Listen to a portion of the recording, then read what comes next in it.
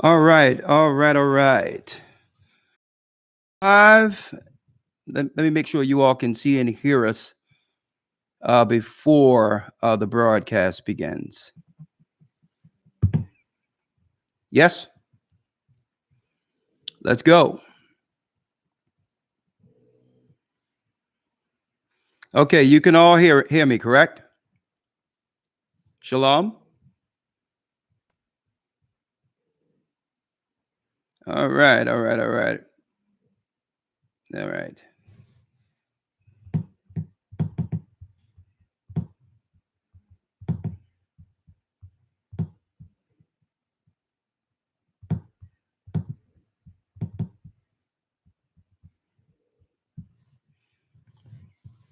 All right, we just had a little technical difficulty, brothers and sisters. I'm streaming from a different location, so this is a makeshift studio, actually. So I'm glad you can see and hear us clearly. So yeah, let's jump right in. Let's jump right in. Let's go. Let's go.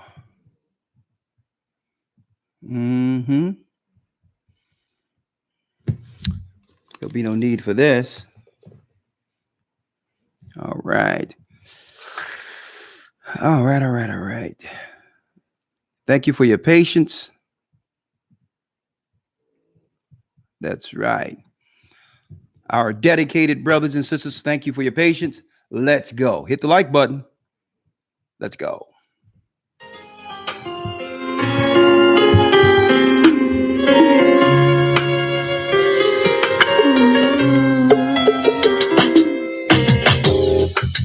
The East is where we're from. The 12 tribes of Israel. In 721 BC, the Assyrian king, he took us down, we fell. With a great escape, we went through the Euphrates. The Lord held the water still. To a land where no mankind dwelt, we went. The 12 tribes of Israel. See, we be Vanessa, the Cubans, we from Puerto Rico, the valley from the arms of Hawaii. The Lord is calling back Israel. From Panama, yeah, the North American Indians, Simeon, the Dominicans. The highest gathering Israel. The Arabs and Africans told us. I got a point. Together our wives and children then sold us. In the belly of these great ships we traveled in fear. By the rivers of Babylon we found our brothers here. A higher gatherer in Colombia, Reuben from Australia, Issachar, the Mexicans. A higher gathering Israel, the Negroes, Benjamin, the West Indians, Levi, the Haitians. A higher gathering Israel.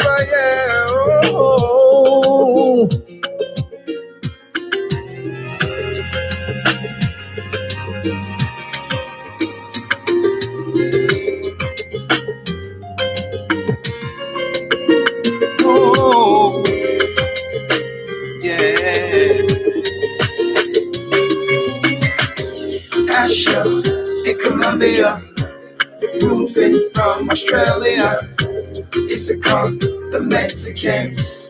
That's who we be Judah, the Negroes, Benjamin, the West Indians, Levi, the Haitians. Whoa, the Cubans, yeah, from Puerto Rico, the valley from the arms of Hawaii. The Lord is calling back Israel. From Panama, yeah, the North American Indians, Simeon, the Dominicans. Our highest gathering Israel. That's right. The Most High's gathering in Israel. I'm Elder Rawchaa of the Gathering of Christ Church here, along with Elder Lawya, in preparation for the Passover next week. This is why you understand there was a makeshift technical issue, but don't worry about it. We're still here before you. And because guess what? We have a great broadcast leading up to, that's right, Passover Day. Okay. We're going to try as much as we can to squeeze some time out of tonight, knowing that there's some technical issues where I am in my current location. I apologize for that. If there's reoccurring issues, worst case scenario, I'll break down and we'll do a broadcast for you again before the Sabbath. All right. If it's blurry, don't worry about it. Okay. We're doing the best we can with what we have. Okay. We don't have our cameras here. That's the best I can do. The best I can do right now, I'm actually broadcasting from my camera on the Macintosh. So let me make sure. Let me make sure y'all can all see and hear me clearly here. Right? Yes? You should be able to see and hear me clearly. All right.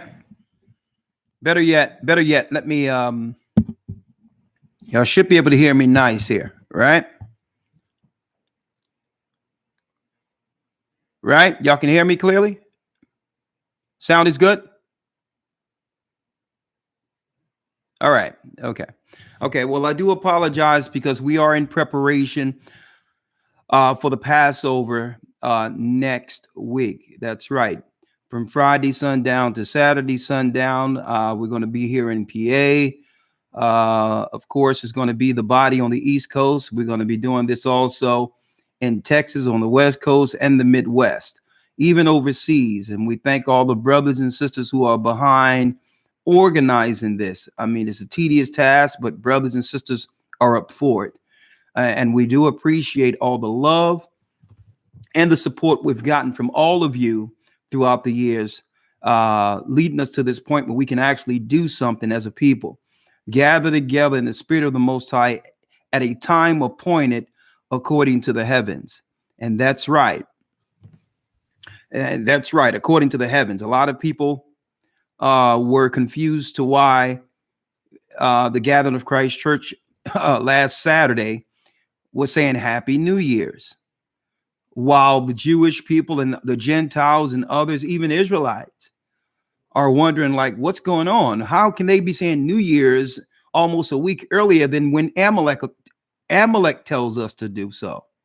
Well, look outside.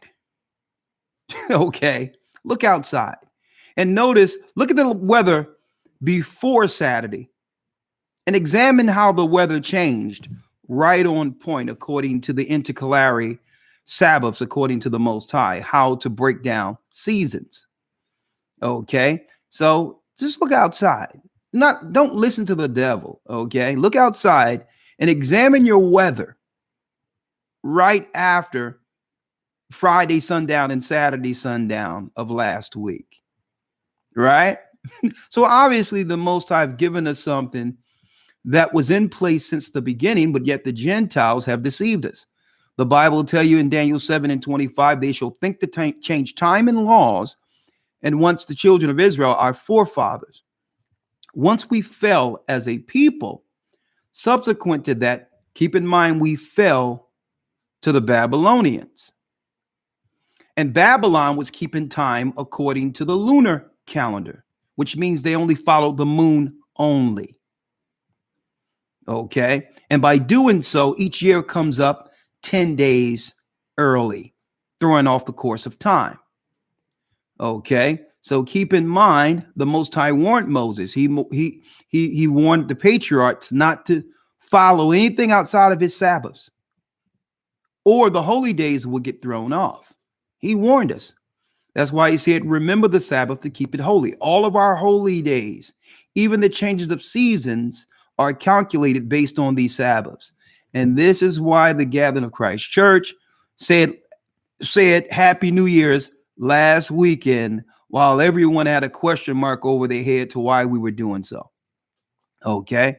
But of course, if you receive your calendars, you're right on course with the heavens. Okay. Because this didn't come from the gathering of Christ Church. Time was calculated since the beginning when the Most High made the heaven and earth in 6 days and rest the seventh day. This time was calculated since back then. It's just that our people, when we fell, that's right, we fell off course with time. So get your calendar, go to gatheringofchrist.org. Okay. And right now, because of the technical issues here, unfortunately, I'm not able to bring in a picture of Elder Lawya. But Elder Lawya, are you with me? Yes? You have to be there somewhere. Yes, sir. Shalom. Hey, yeah, you're louder than me. Shalom. I just wanted to make sure they can all hear you. I'm going to dive right into our broadcast. And the reason why we're going into this lesson, brothers and sisters, is going to be very quick. And then subsequent to that, we may take a few calls. And then I have to do some preparation. We have a lot of preparing to do. I have stuff to put together. There's a lot in store in preparation for the Passover. So excuse me if I can't spend as much time this evening as we usually spend with you. Okay. So Elder Lawya, you're loud and clear. Excellent. Now, one moment.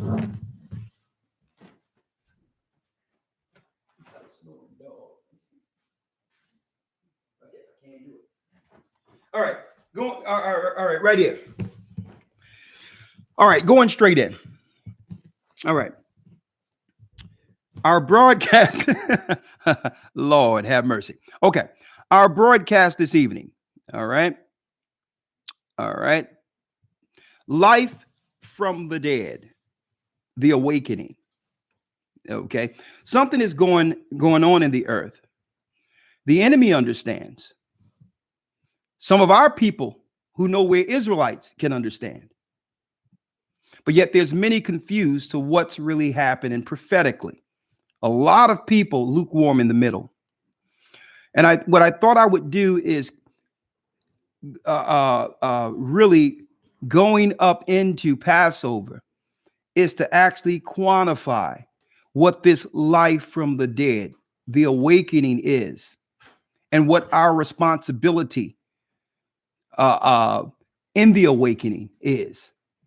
What is our responsibility to this awakening, right? What are we prepared to do now that we're woke? And the perfect example of understanding what path one must take is understanding what Christ did, what he did for us.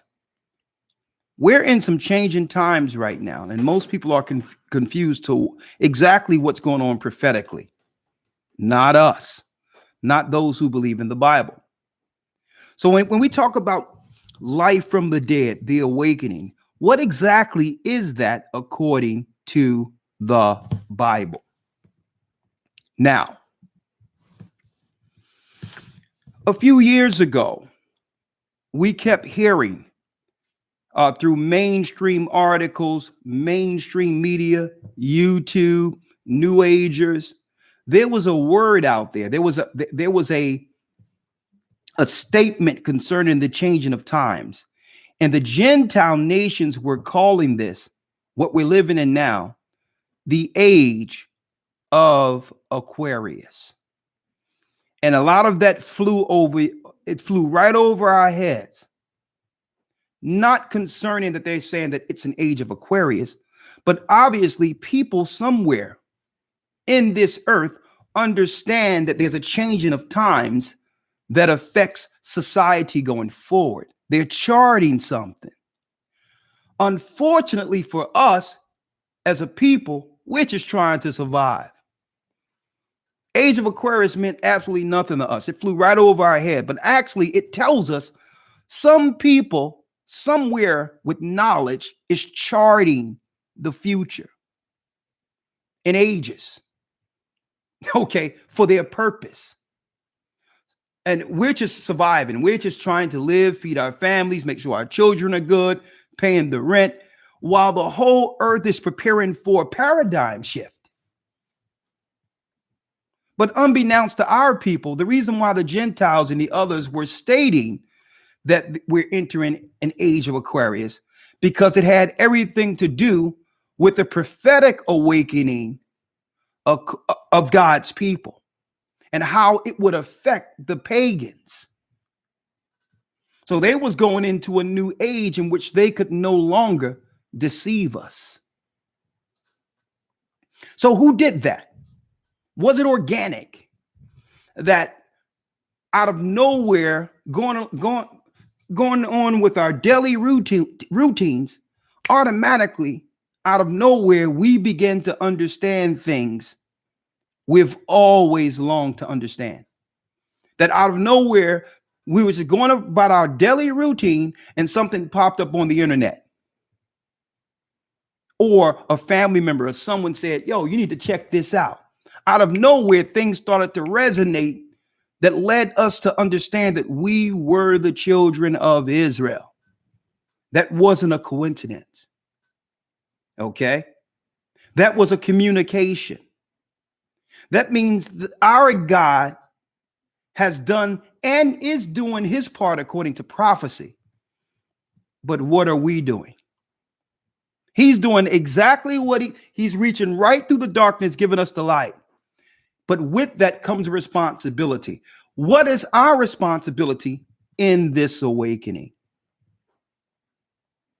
See, because the Gentiles were like, okay, we can no longer deceive them. We can no longer kick this lie, this deception, this can down the road. Eventually, we're going to have to contend with what's going on grassroots with these people. So when you think of coronavirus, think about all this other stuff and stopping people from traveling and all this, folks, it all goes back to the awakening and what the Gentiles labeled age of Aquarius, a change. So what I wanted to go into to today, leading up to this Passover, where this awakening began to come into reality prophetically through Christ. Moving into this Passover that's coming this week, I want to quantify the awakening. So not only keep in mind, first of all, to appreciate what was done for us and allowing God's people to have a second chance at the covenant.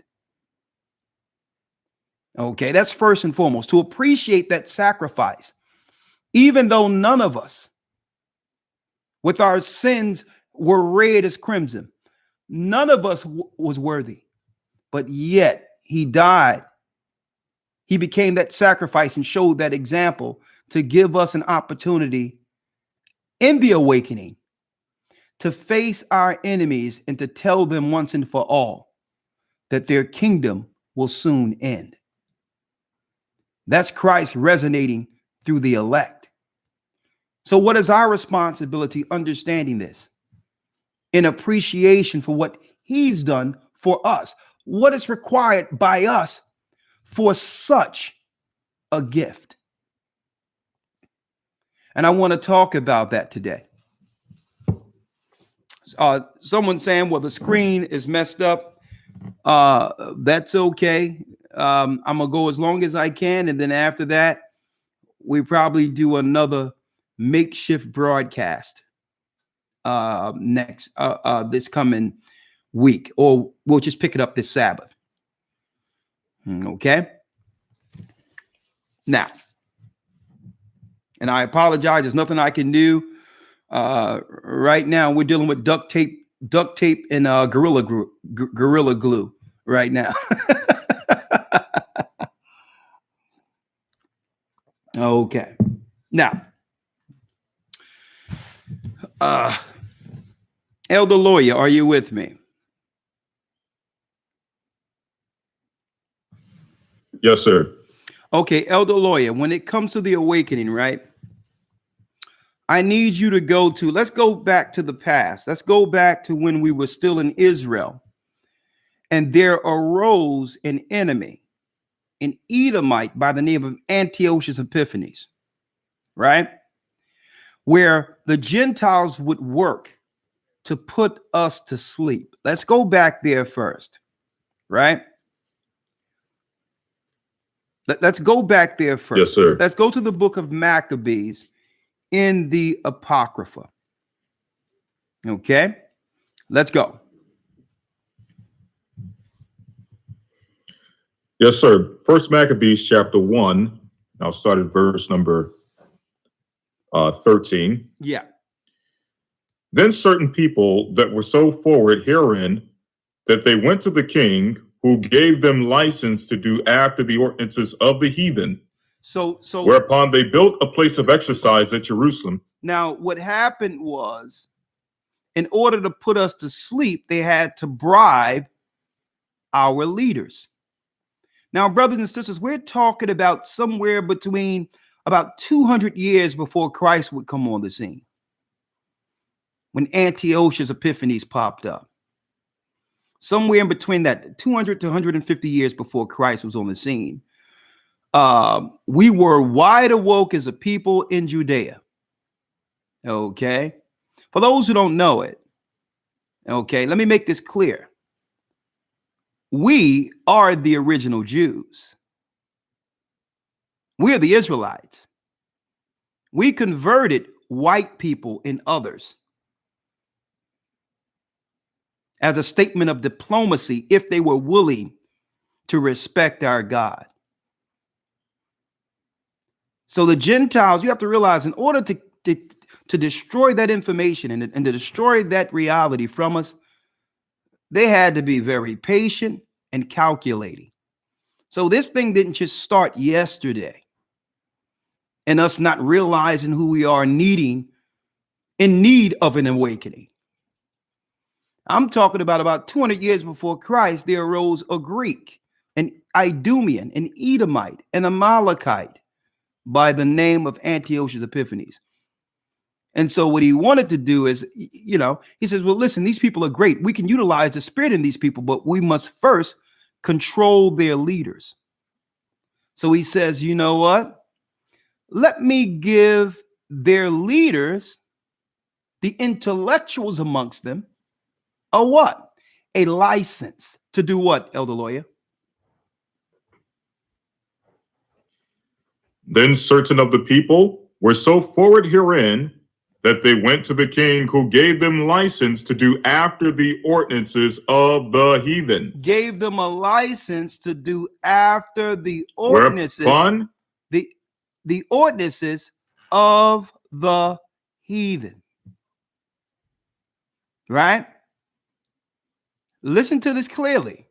So when you see people like doctors, people that are held in high regard, that went to HBCUs, these are they that the power structure uses to keep us asleep. They went to the king and said, give us license to do after the heathen. We're willing to take sides with you against our own nation.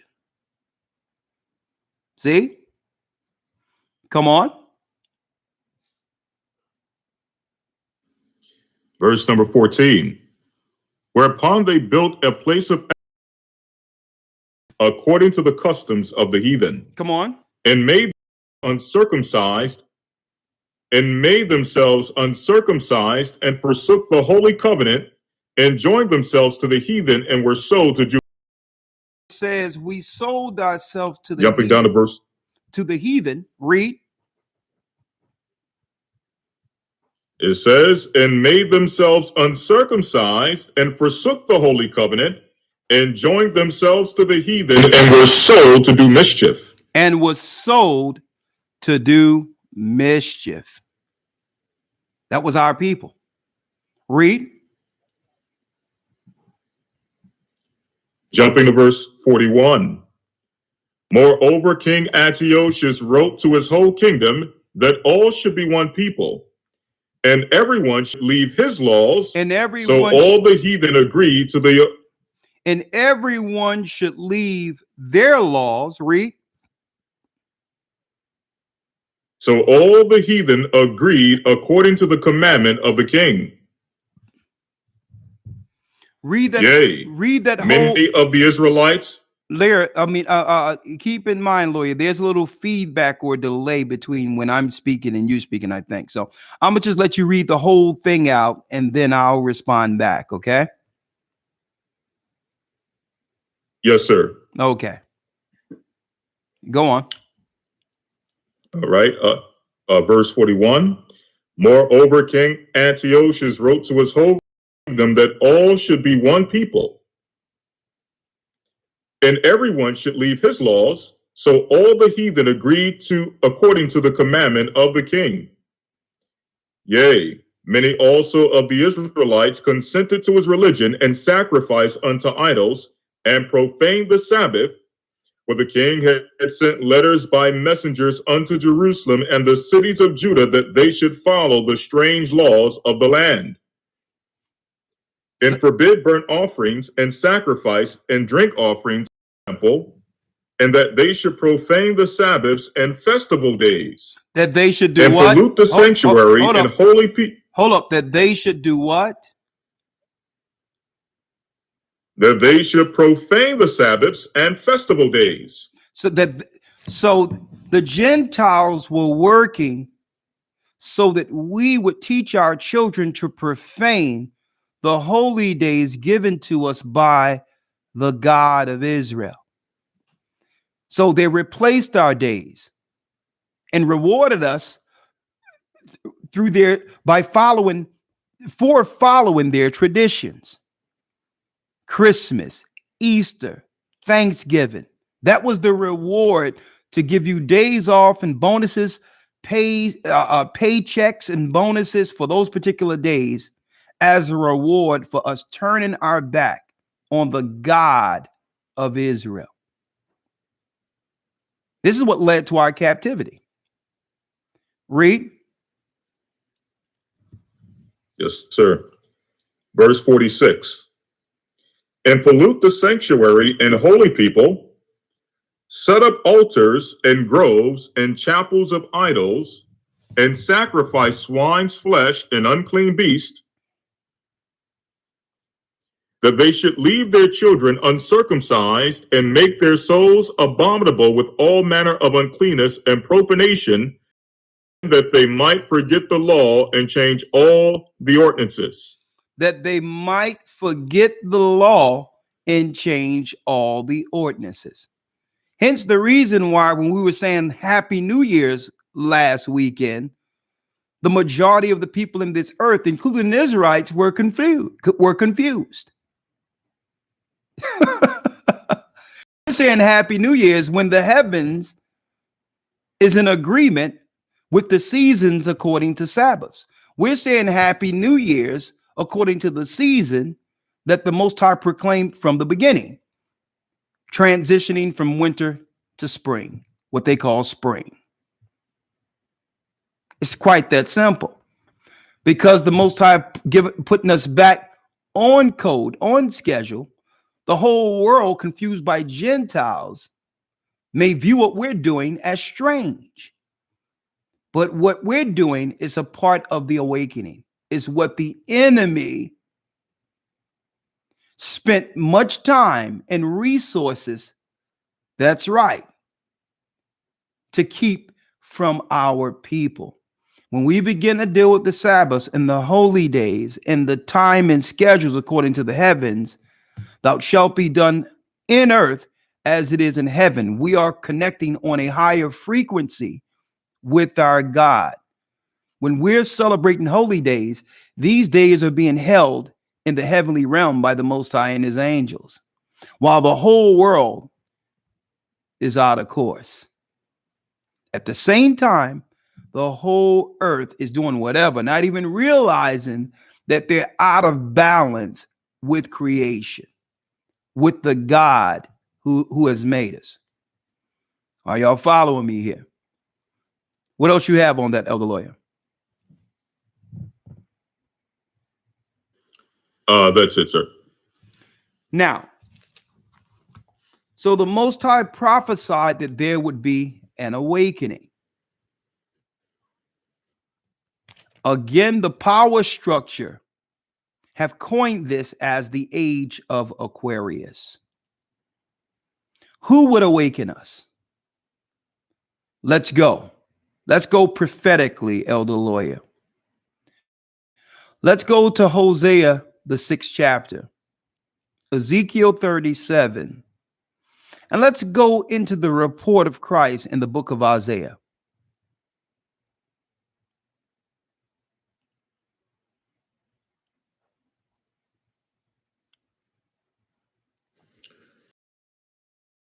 Hosea chapter 6, verse number 1. Come on.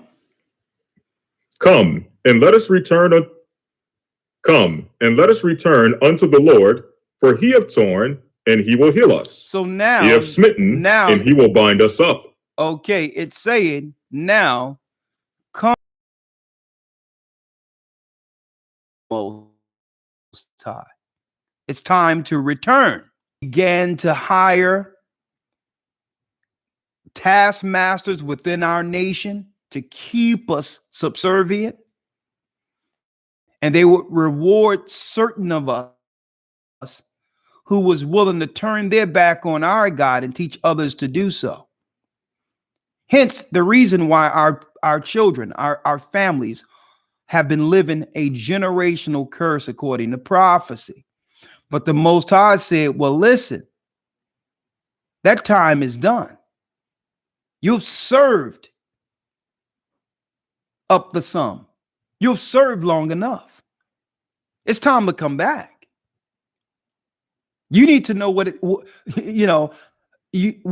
what's meant for you prophetically, and how, according to the Bible, brothers and sisters, we weren't born to serve any other people. And that reality must click in. And obviously it's kicking in as far as the Gentiles are concerned, because they see that we're coming back to the knowledge of being Israel. And what that mean, according to the Bible, that you and I, we are free people. We weren't meant to serve any other nation. On the contrary, it was meant for the nations to serve you. It was meant for them to serve you. So imagine how the power structures under Satan. Think about those that control those power structures and what they're thinking right now. Understanding that if we know that we're the children of Israel, they immediately do what? Begin to look into their economics. How does this economically affect their system? A system that was economically built on the back of slaves. What happens when those slaves realize, according to prophecy, that they were born to be free? What happens? It disrupts the world as they know it. So now God is saying in Hosea the 6th chapter, what? He's saying what? There's going to be a certain time where I will begin to revive my people within that 2,000th year, not at the year 2000, within the year 2000. Because according to the Bible calculations, a day isn't over until it's over. You're in the day until it's over. And that applies to a week, month, or year. It's not counted until it's finished. The evening and the morning, when you go back to Genesis, the 1st chapter, was the first day. So the first day wasn't counted until it was complete. So when it says, in 2 days will I revive you, it's not saying by a year 2000. It prophetic Christ coming on the scene to die for our sins.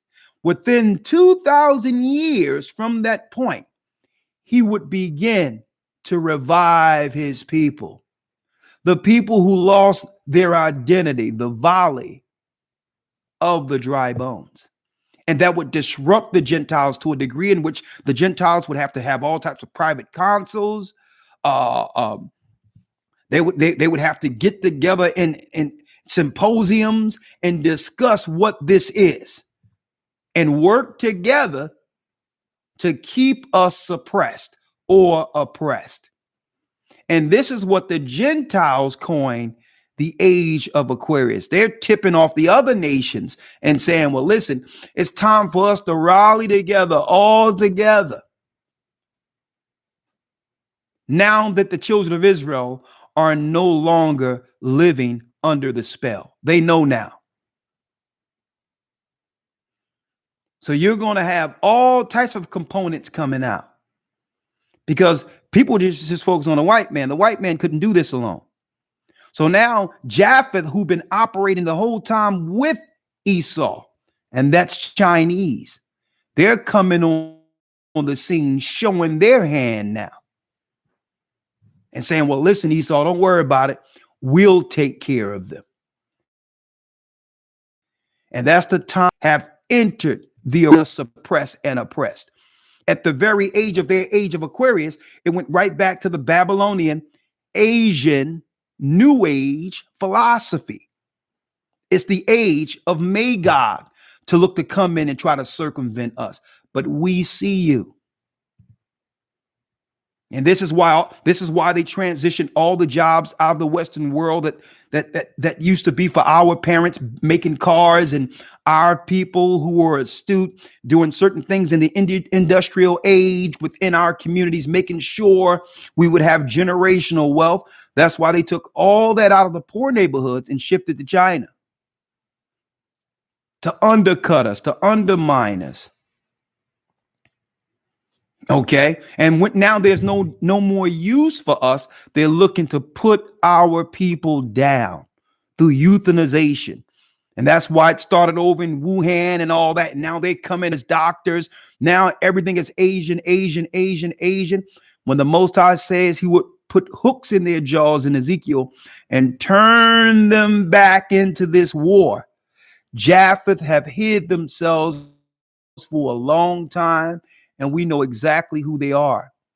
In the ancient Bibles, or the older Bibles before the King James Version Bible of the Old Testament, it's clear in certain translations, it doesn't say Magog at all. It says China. They outright worship the dragon. So we're looking at Amalek and Esau, and yes, they're at the helm of it. But now they're sicking China on us. And when they say it started over in China, don't believe anything. All those labs and all that, the monetary system and all that is ran by white people. They're going to use Asians by proxy to attack our people. And I'm putting it out there right now so you'll know. Don't deal with the movies where they try to align themselves with us like they're cool and all that. Don't deal with none of that. They're trying to circumvent us from the inside. Don't believe the hype. Let's get back to it. Come on. Let's go. Yes, sir. Hosea chapter 6, verse 1. Come and let us return unto the Lord, for he hath torn, and he will heal us.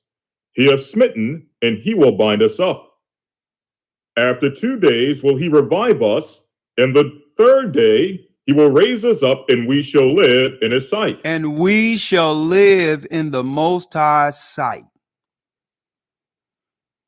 We shall live in the Most High sight. It's us again with the Almighty, our God. That's why we're getting back on code with the Almighty and saying nix these holidays of the fallen gods, that we're getting back with our Sabbaths, Friday sundown to Saturday sundown. That's why we're nixing the holy days according to calculations of the moon. It doesn't make mathematical sense. It's utterly ridiculous. The moon followed the sun in courses. You must use both together, solar and lunar, to declare what a new year is. The last day of a calendar year, according to the Most High, ends with equal parts night and equal parts day. That's the 363rd day of the year. Equal parts night, equal parts day. It was even in the beginning when the Most High put light, and then there was a time where it would be equal. And then at that point, the Most High would begin to tick into a new year or a new age after equal parts night, equal parts day.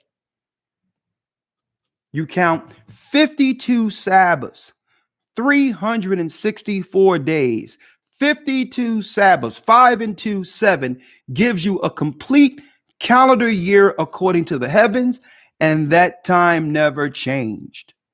And the holy days come into play.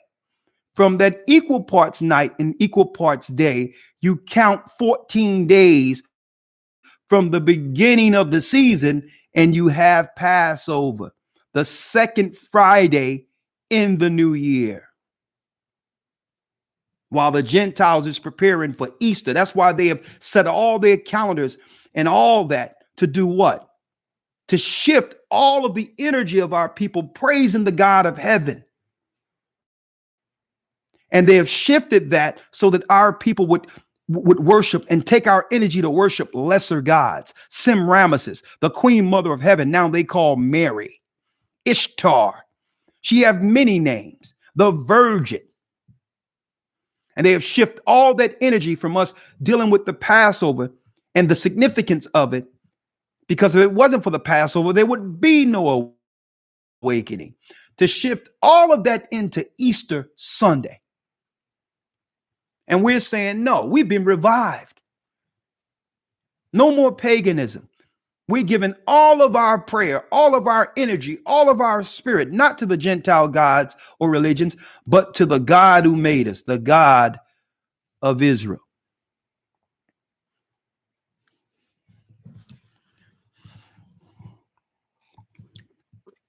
Elder Lawya, let's go to Ezekiel 37. Yes, sir. Yes, sir. Ezekiel 37, verse 1. Come on. The hand of the Lord was upon me, and carried me out in the spirit into the wilderness, or set me in the midst of a valley which was full of bones, and caused me to pass by them round about, and behold, there were very many in the open valley, and lo, they were very dry. They were very dry. Now, and he said unto me, now let's talk about these dry bones. A lot of you don't know about this, but in the 90s, there was excavations at a time where cameras was the in thing. After Kodak cameras, and then there was Canon cameras. There was excavations coming out of China where they would go into the darkest parts or the most ran down parts of Harlem to have an excavation to see the case of our people during the crack epidemic. That's when you couldn't find a Chinese person without a camera. And they would pay from China to go into Harlem to chronologize and to physically document the fall of the children of Israel. They would take pictures and all that, because guess what? It was an amazement for the people back in China or in Asia. They can only hear or see something like this on TV, like zombies.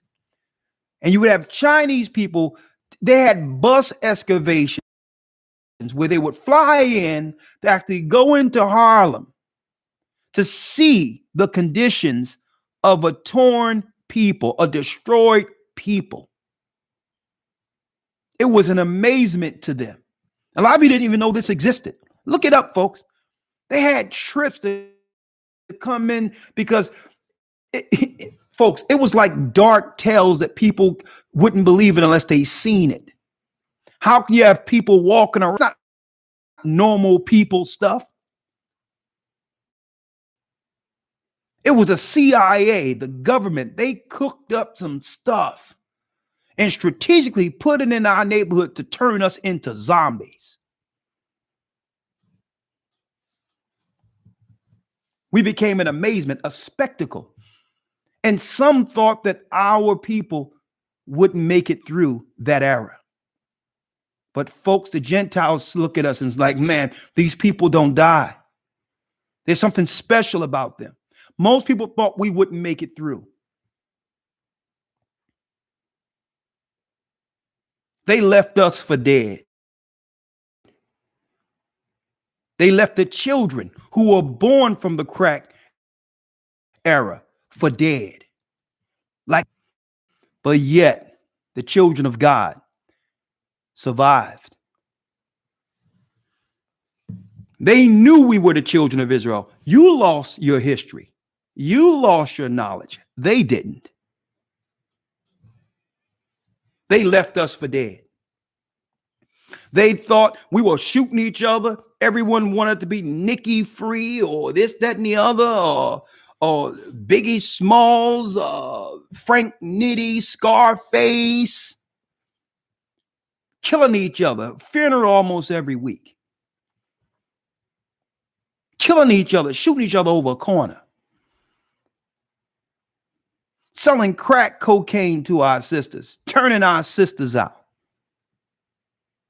I grew up in it. I've seen how this personally affected. This hits home because this is I don't know a household growing up on my block that this didn't affect.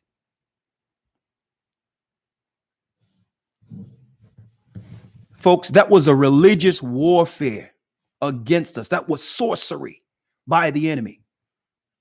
You think it's all about capital, money. The people that rule have enough money. This is deeper than that. This is about power. The power they know that prophetically belongs to us. And that as long as we breathe, eventually we'll take it.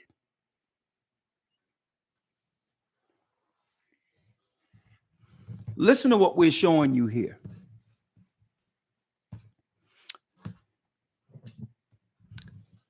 Finish reading. Yes, sir. Ezekiel chapter 37, verse 3. And he said unto me, Son of man, can these bones live? And I answered, O Lord God, thou knowest. He said, listen. And he again said unto me. And Ezekiel was like, and then he says, do you think these bones can live? And when the prophets seen this, because they seen the future of our people, destitute, lost, with no knowledge, no understanding of themselves. Even the prophet said, Lord, only you know if these people can live. They're confused. They tore down. They're confused in all different ideologies and religions. They hate each other. The whole world is passing them by. And the only thing, and if the prophets come forth, they'll spit on the prophets. They'll kill the prophets. Anyone who try to pull them out of their psychosis, they turn on. Anyone that's for their benefit, they'll kill. But yet, they'll stay aligned in lockstep in total respect of the enemy who have always oppressed them. And here it is, the prophets is seeing this. He's seeing these crabs in a bucket that when they have any type of vitriol or assertion or aggression, it's not against those who've oppressed them. It's like zombies, like the prophets are asking, Lord, only you know if these people can live. If you send prophets, they'll kill them. The only people they are in lockstep with in respect are those who've oppressed them and those who have used them. If you send someone, they'll kill them. Only you know if these people will live, Lord. Read, Elder Lawyer. Yes, sir. Verse number 4. And again he said unto me, Prophesy upon these bones, and say unto them, O ye dry bones, hear the word of the Lord. Hear the Thus saith the Lord God unto these bones, behold. Hold up. Hear the word of the Lord. You can think that this Bible are just, words on a page if you want. If they were just words on the page, the enemy, through all his ideologies and religions, wouldn't be aligned against it as such. If the Bible was just another book like any other book, then all people would respect its value on an equal level than any other book they respect. But why all of the Gentiles are in agreement that the Bible must go, that the Bible is the bad thing, that the Bible shouldn't be read? Why are all the Gentiles in agreement with hating the Bible?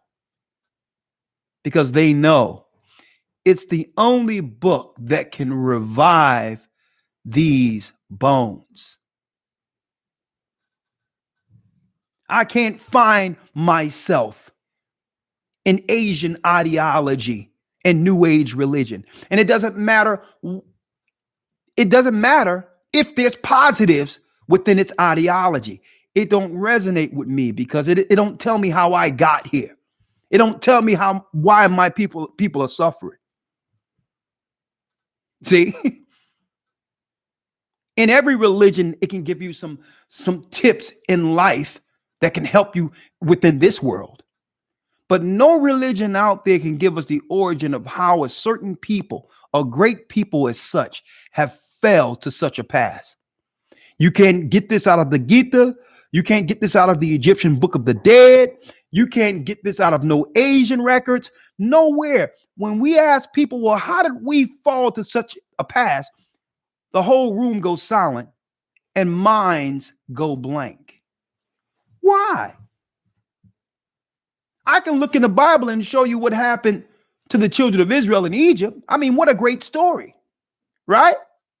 You would think that a people who have fell to such a pass, who are suffering a worse captivity than what happened in Egypt, could be chronologized and quantified. But as soon as with all your knowledge you have with your book, you cannot tell us how our people fell to such a pass prophetically. You know what? You can. We can. We can. See? Because he told the prophets, listen, prophesy unto these bones. Let them hear this word. It may not save all of them, but a remnant will arise out of the ashes to fight the enemy spiritually. Listen to what we're showing you here. Come on, Elder Lawyer. Yes, sir. Verse 5. Thus saith the Lord God unto these bones, behold, I will cause breath to enter into you, and ye shall live. And I will lay sinews upon you, and will bring up flesh upon you, and cover you with skin, and put breath in you, and ye shall live, and ye shall know that I am the Lord. And ye shall know that I am the Lord. You're going to know I was with you the whole time. The enemy left you for dead. They've been trying to kill you since the fall. They've been contemplating a time in which they can set up a system that can outright demonize a race of people, in which the system could politically go against us strictly for being who we are. And here we are now. Look at where we are. Look at the political climate right now, where all of a sudden something that popped up in Wuhan, China, like I've mentioned, all of a sudden is causing issues in Harlem, in strategic black areas where we live. And all of a sudden, this thing doesn't have no problem with the suburbs and have every problem with all the issues we have exhibited, with the majority of the issues being propagated against us through what? Through their medicines, through their eugenics. So the majority of issues that they claim that's disproportionately affecting us are man-made. Scientific weaponry against us, diabetes, high blood pressure, GMO foods, no good health care. All of this was strategic so that they can say, well, these people need it the most. Folks, if you can't see exactly what's going on right now, this is a direct attack against the awakening, against you. And I'm going to tell you why the power structure hates this awakening so. Why, out of everything that's out there, Black Panthers, Nation of Islam, whatever, why do they hate Israelites so? You know why? Because they're running to the one ideology that they may view as an ideology that they cannot co-op. They can't come in and co-op because you're coming in as a what? As a student. You're not coming in here circumventing nothing. The first time they've seen something that they can't come in and lock arms and try to co-op and circumvent. That's the reason why they hate the movement or the awakening so. Because they can't find a way to co-op it. Okay.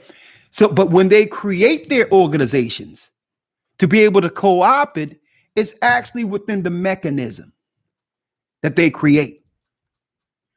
The NAACP or this, that, and the other.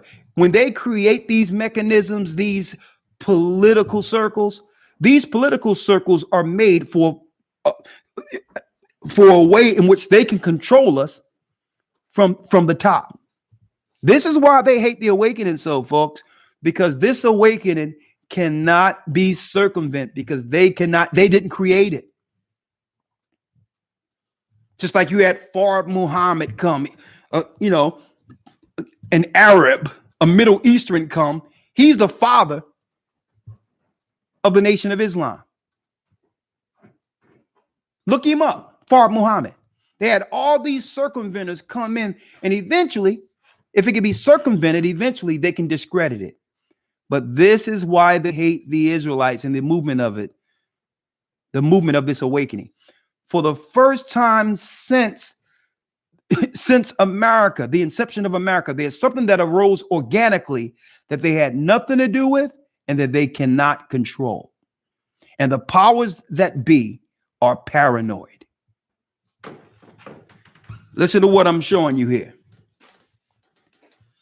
Finish reading, Elder Lawyer, come on. Yes, sir. Verse number 6. And I will lay sinews upon you and bring up flesh upon you and cover you with skin and put breath in you, and ye shall live, and ye shall know that I am the Lord. So I prophesied as I was commanded, and as I prophesied, there was a noise, and behold, a shaking, and the bones came together, bone to his bone. And when I beheld, lo, the sinews and the flesh came up upon them, and the skin covered them above, but there was no breath in them. Then said he unto me. Come on. Verse 9. Then said he unto me, prophesy unto the wind, prophesy, son of man, and say to the wind, thus saith the Lord, come from the four winds, O breath, and breathe upon these slain, that they may live. So I prophesied as he commanded me, and breath came into them, and they lived, and stood up upon their feet, an exceeding great army. And this is what they fear, brothers and sisters. This is what they fear. Not a physical army, but a spiritual army led by the heavens. Led by the heavens. When you get this understanding, brothers and sisters, it comes with a responsibility to the death. And they understand this. Christ, the disciples, and those who follow. They understand this. And the enemy, they're not going to bear you standing for something to the death in which they don't benefit from. Okay? You are supposed to, patriate yourself with the system, with the Satanist. And that's why when you die in their wars, they put out there and put a flag, give you a flag, and they say what? You've given the ultimate sacrifice. You died for their army. See? You died for their army when you're supposed to sacrifice for your nation first. That's what it's about spiritually. If I'm going to go out, it's going to be for my people. See? So they know that this great army, this spiritual army, is people who will give their life for the kingdom to come, that will not sell out to the system. Like these bootlicks that you call doctors, who are now selling out their people. These bootlicks like lawyers and like nurses, who, like it says in the book of Maccabees, went to the king to get licensed to do as the heathen, coaxing their people to take the poison. See? You're not going to have that. When you are a part of Christ's army, his spiritual army, your life means something. The Most High have given you your life back as a child of Israel, as a child of God.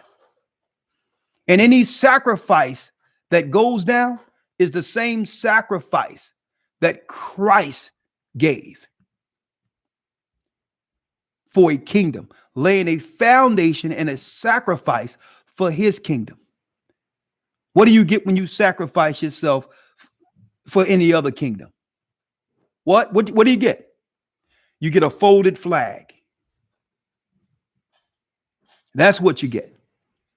So when it comes to sacrifice and going into the Passover, that's what we're talking about. Going into Christ's life, to understand that with this work comes what?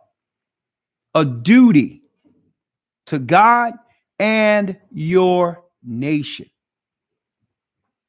to serve him righteously.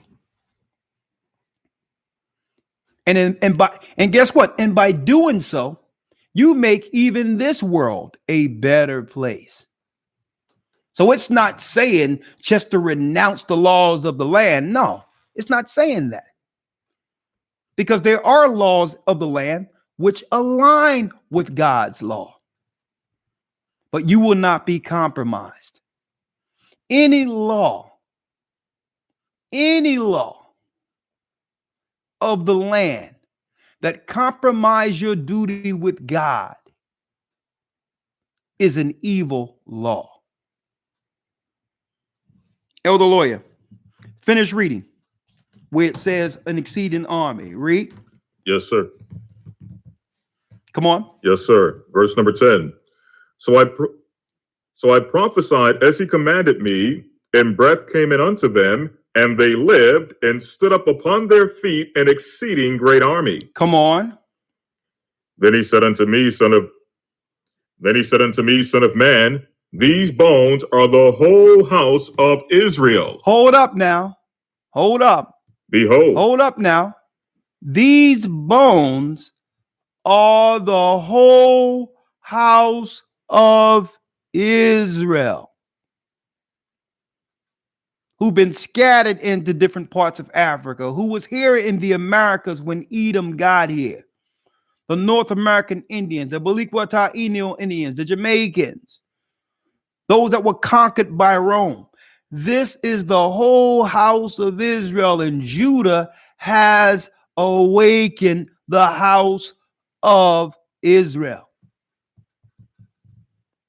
He says these people who was once on crack, left for dead, being used by the other nations, totally destitute, without hope. They're not just regular people. These people, the valley of the dry bones, are the people of God. See, the enemy didn't want you to know this, because what? When you begin to take on that identity, then you begin to inquire, well, okay, what is it to be this new creature for God, this new creation, this new enlightened one? That's what they fear. Not that you're going to pick up some religion, but it comes with a culture. It comes with do's and don'ts. The nations can no longer use you like you used to, because what? You have morals. You have a foundation to stand on.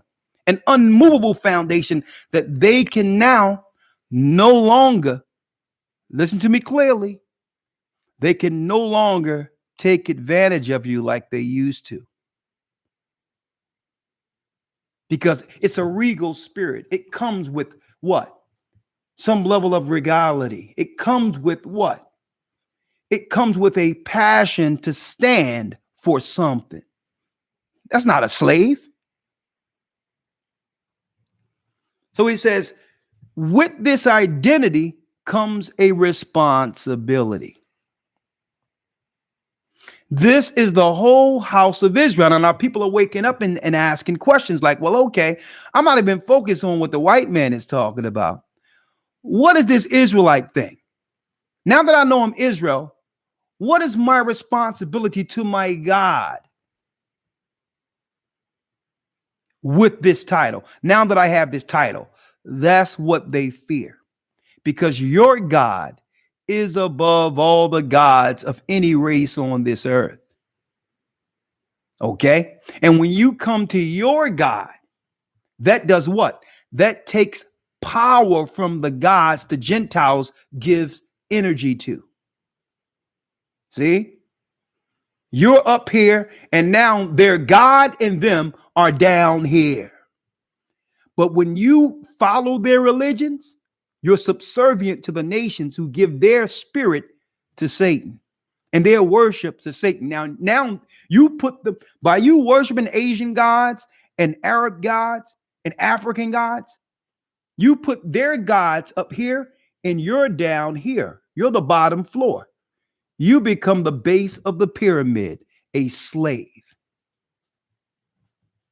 A slave. Come on, let's go. Yes, sir. Then he said unto me, Son of man, these bones are the whole house of Israel.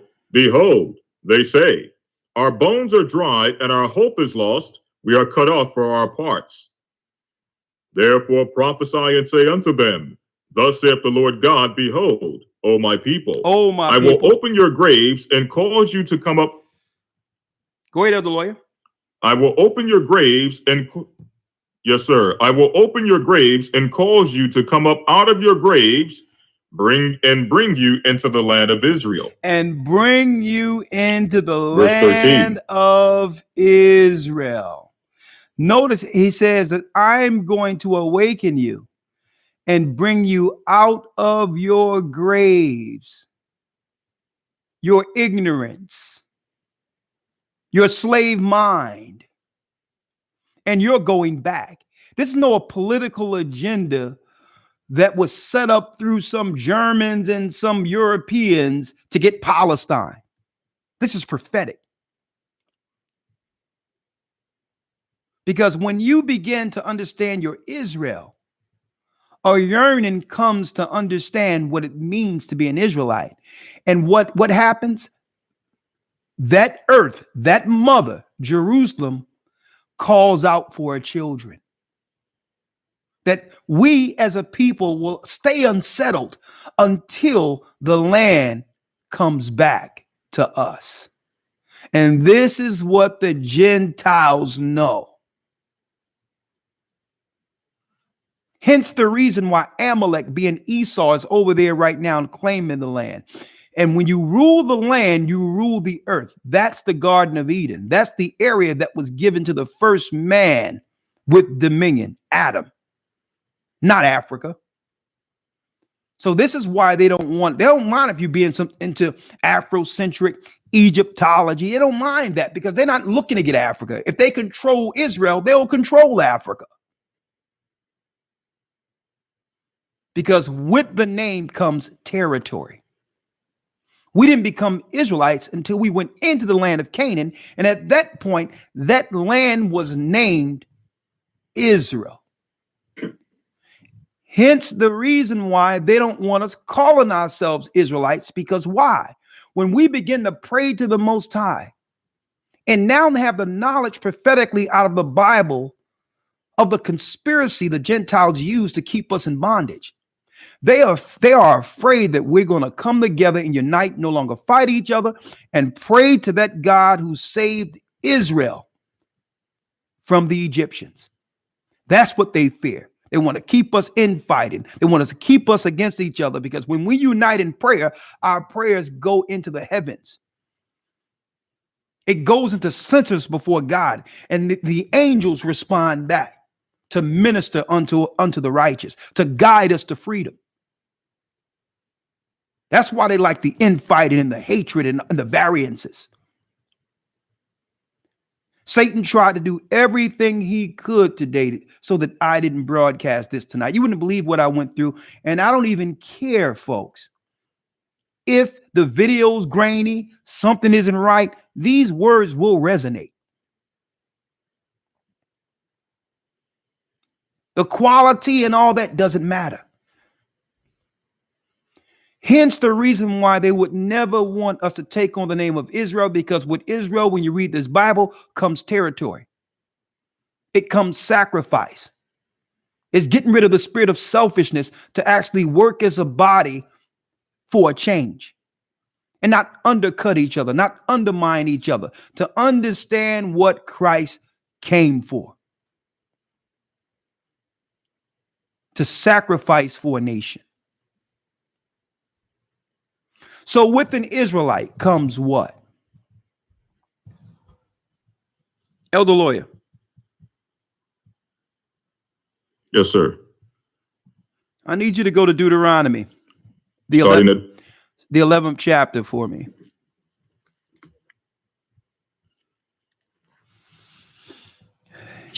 It's all good, but let me go back to Egypt. Folks, what we call the awakening, the Gentile devil worshiping, blood drinking, child sacrificing Gentiles coins the age of Aquarius, the great cataclysm where they'll have to come against us, knowing that they can no longer control us. And why do they need us, folks? They need us because their tower isn't complete yet. You cannot complete your tower without slaves. So spiritually, they're building that Tower of Babel all again today, like they did way back when the whole earth was in one speech and one mind.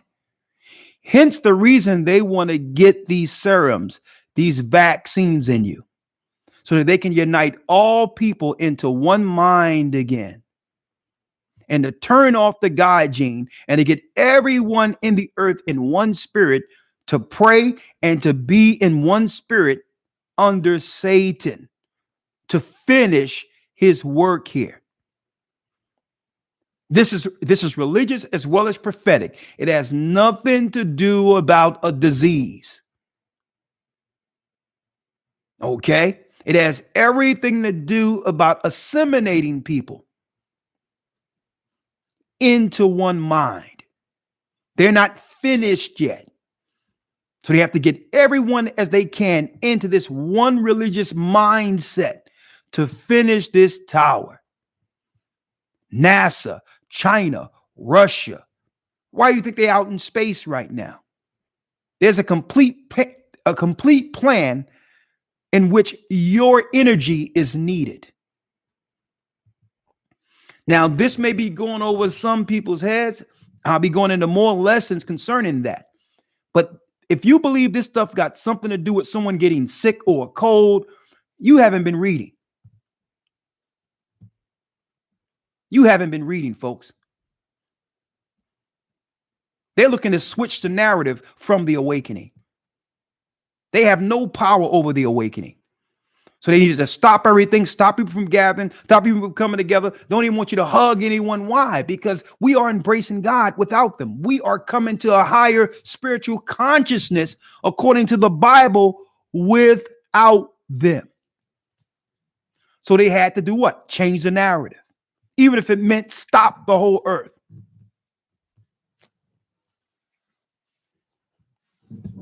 Stick with me here. Elder Lawya, let's go. Let's go back to Egypt. Yes, sir. Deuteronomy 11, which verse? Someone asked, what is energy, folks? Hey, folks, you have to realize the power of prayer. That's an unseen energy. When you go back to the Tower of Babel, folks, they understood that there were certain gifts given to the children of Noah when it comes to the power of prayer, of thought. Even when you look at the earth, everything that was made out of what? A word. It was spoken and it came into existence. Well, that power or energy that comes from the Most High made us. So we have power untapped. The enemy understand what that power is. So back at the Tower of Babel, they was using that prayer, that energy, not for our God, but to unify that under who? Under Nimrod and Semiramis, so that they can pray together, witches and warlocks, to open up portals and all that in the earth. It was prophesied in the book of Isaiah that Satan, Lucifer, fell and he was looking to get back out into the heavens. So in order to do that, our God isn't going to allow it. So he would take the energy that's within the righteous and within the people to help him fulfill the prophecies he made in the heavens from the beginning, to get off of this plane. And that power that he taps into is what God made from the beginning out of himself, us. And they try to tap into that energy. So the Tower of Babel, their whole energy was one force and one mind to help the fallen one. Okay, it's an ideology. And there's the same thing that goes on around that Kaaba stone. They march around that stone in one spirit, one mind, because that stone was an original part of ancient Babylon. Babylon had that stone, Rome had that stone, and now Ishmael has that stone. It's all about bringing people into one consciousness. And you've been hearing that for a long time now. And that's what it's about, taking the energy that should be used for our people when it comes to planning and doing certain things and helping each other and praying to our God and establishing something for ourselves. All of that energy is supposed to be used according to our God for our people to help this place.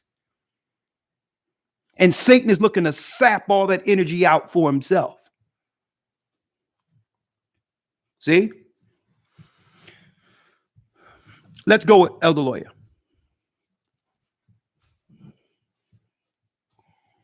Yes, sir. Deuteronomy chapter 11, verse number 1. Yes.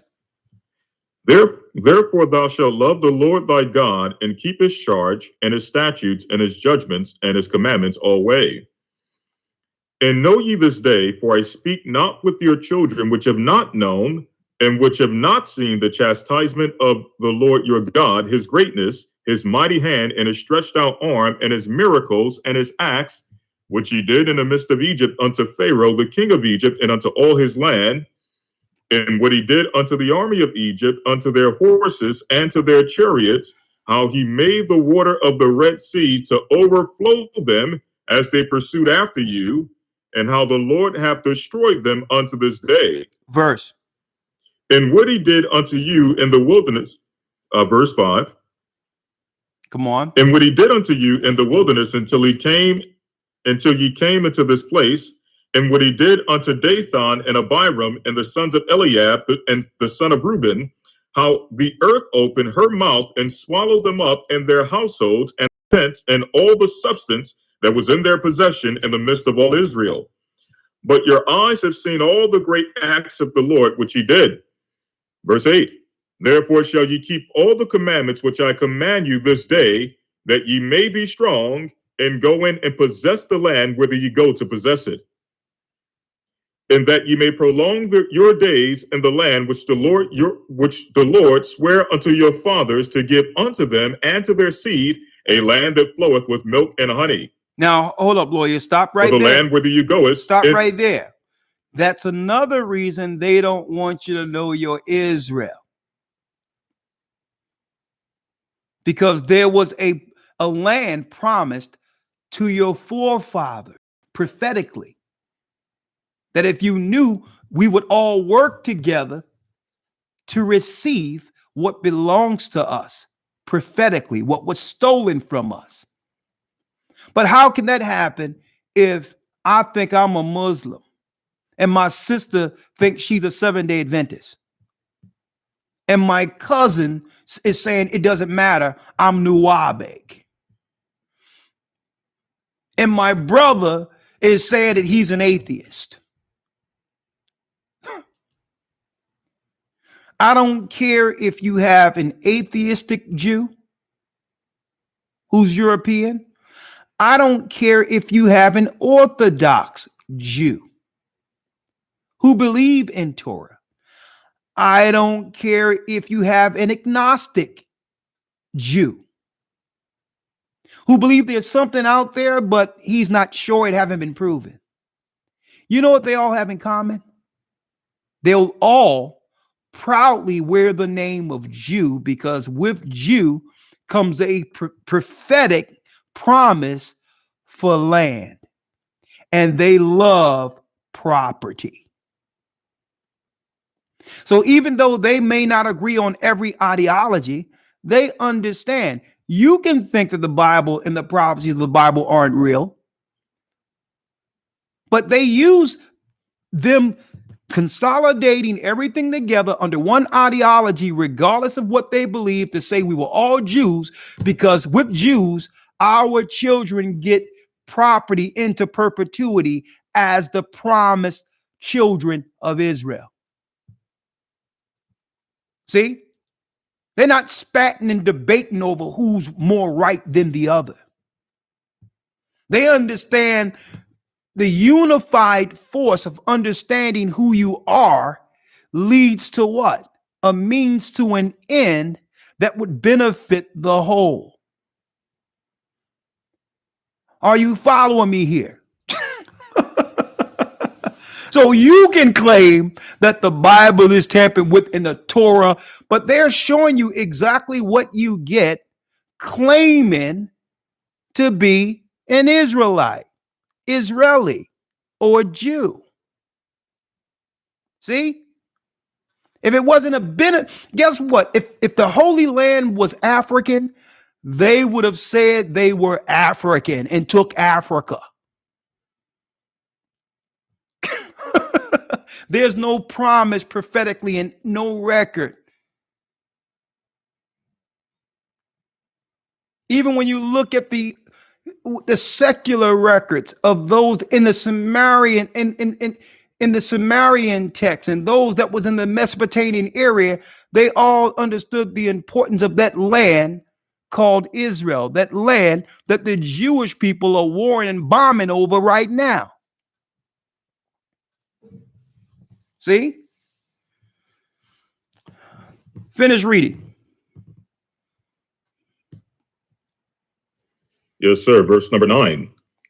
And that ye may prolong your days in the land which the Lord swore unto your fathers to give unto them and to their seed, a land that floweth with milk and honey. For the land whither thou goest in to possess it is not the land of Egypt from which ye came out, where thou sowest thy seed and waterest it with thy foot as a garden of herbs. Come on. But the land whither ye go to possess it is a land of hills and valleys, and drinketh water of the rain of heaven. A land which the Lord thy God careth for. The eyes of the Lord thy God are always upon it. And let me From tell the you, beginning of the year even unto the end. Folks, this is why even when you look, check out all the laws they're putting in place so that our people don't go into Israel or any parts of the lands over there anymore.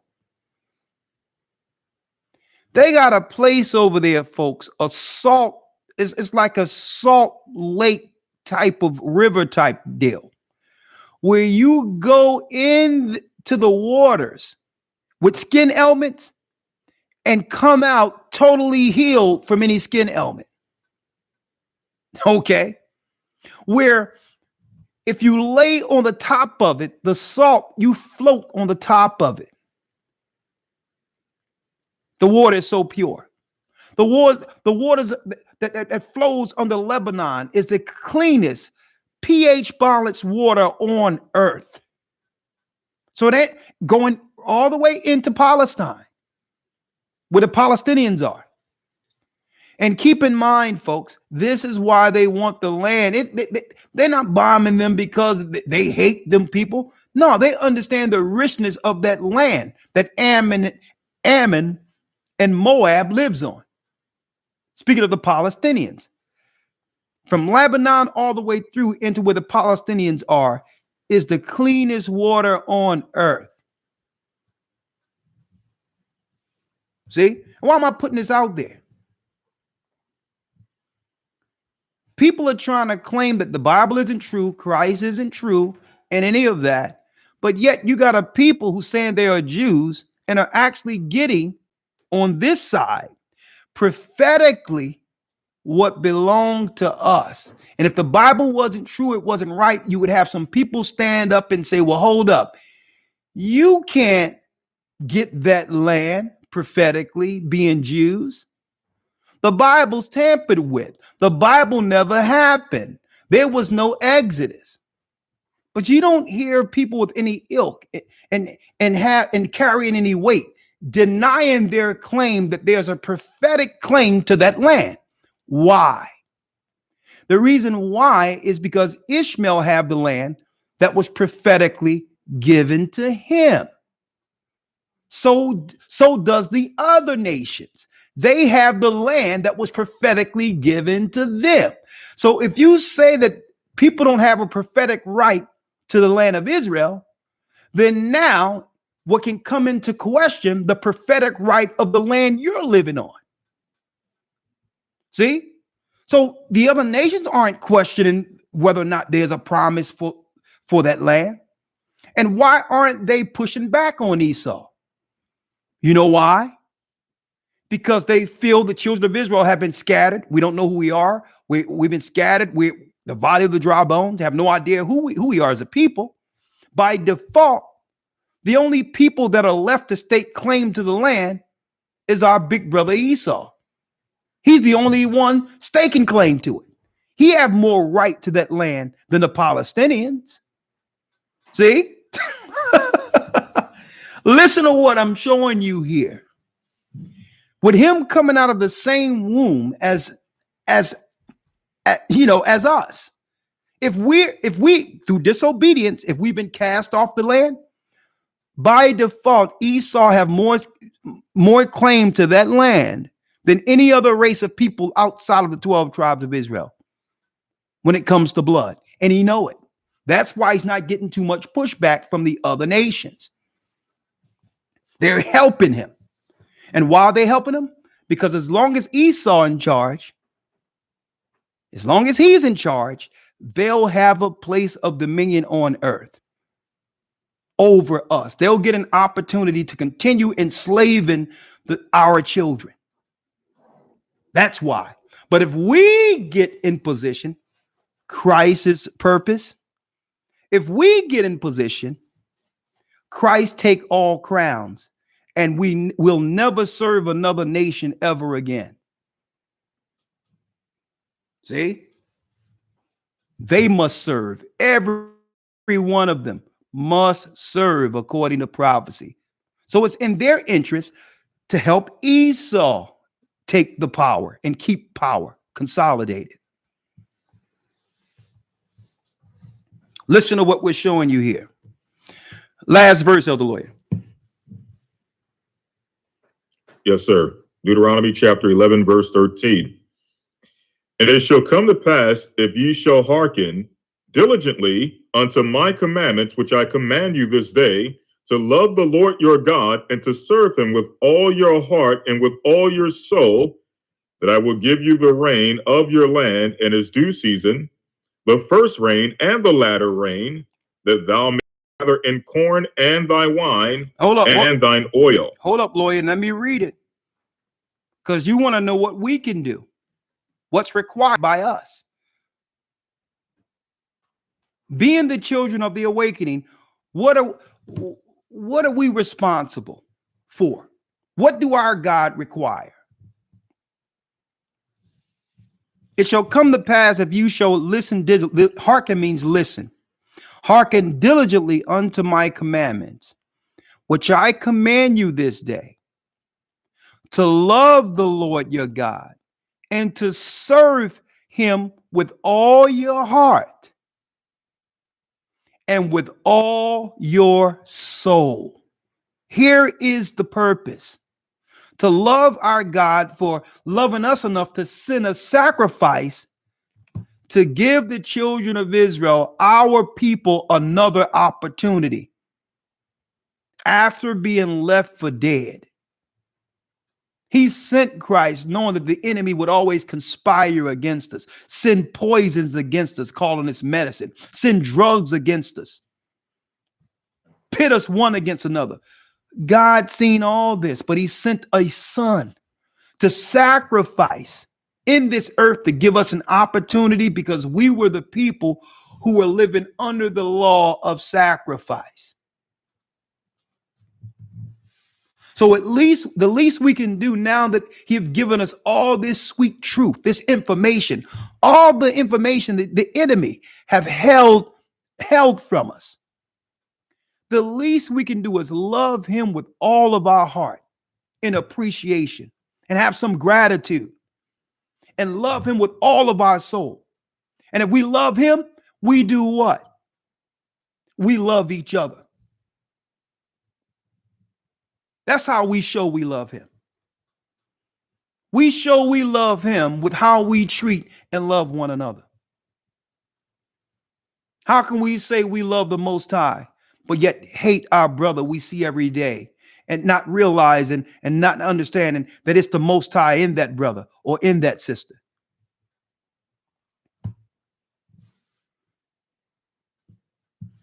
And it says, it shall come to pass, if you shall hearken diligently unto my commandments, which I command you this day, to love the Lord your God and to serve him with all your heart and with all your soul. That means this is the purpose of our existence. And it's not like you're giving up anything for doing so. Look how long we've put our heart and soul into Babylon only to get nothing in return. It's not like you're going to lose. You're going to actually be blessed and have your family blessed by giving your heart, your soul, your life to the God who made us. You'll never regret it. You'll never regret it. Satan will make you think that if you step out on that level of faith to love the Most High God, that you're going to lose something. But Christ is letting us know. He told us, in order for you to gain the life to come, you must lose this life. And you don't realize how sweet it is until we lose this stinking life that we thought we had anyway. We're really withholding the blessings of the Most High by holding on to absolutely nothing. Listen to me clearly now. Elder Lawya. Let's go into. Yes, sir. Let's go into real quick. Only two more scriptures, picking up the plow. Because what happens is we become Israelites. We know we Israel. We find the truth. And what happens? We become stagnant. We forget our cause. Some of us believe that this is like anything else. Like, okay, I used to be a Muslim, but now I'm a Christian. You think this is the phase. There's no such thing as a person who used to be an Israelite. They can be on YouTube telling you this. But you can't escape your thoughts and your conscience and the truth the Most High have instilled in you. You can lie to the people, but once you know this truth, it cannot be undone. And it doesn't matter how much you try to ignore it or act like it was just a phase. Folks, I'm speaking from experience. I went through that, thinking that I could deny certain things, and by denying it, that I'm not accountable to what I know is true according to the word. I went through it. Oh, yeah, those Israelites. Yeah, they was off. Blah, blah, blah, blah, yeah. But you know what? It wasn't the Israelites who awakened me from this dead sleep. It was God. It was Christ. It was the word. It was the word confirmed that I read in that book that confirmed who I was, even if it was an Israelite who showed it to me. If I didn't read it and logically understand it to know it to be true, I don't care what man could have came to me. I had enough sense to know that whether or not this man was what? Telling the truth, or whether or not he was a liar.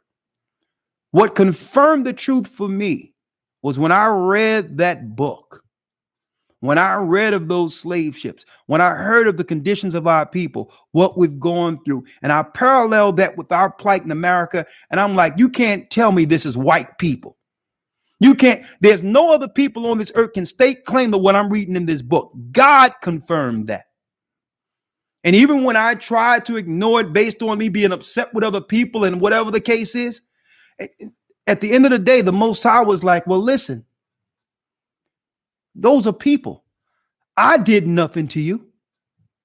I awakened you. I gave you the truth. People are going to do what they're going to do.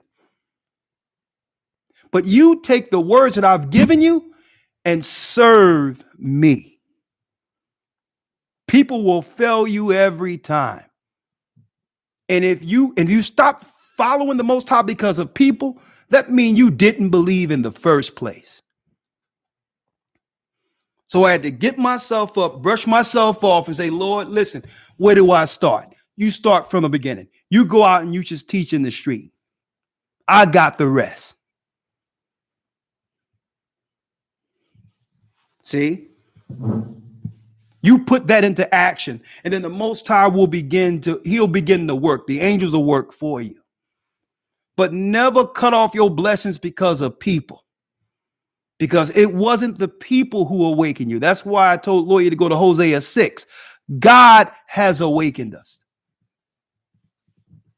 And with that awakening comes a personal responsibility that we have to him. Regardless of what man is going to do. Because when we stand before the Most High, guess what? No one else is going to be there. It's going to be you and him. Let's read it, Elder Lawya.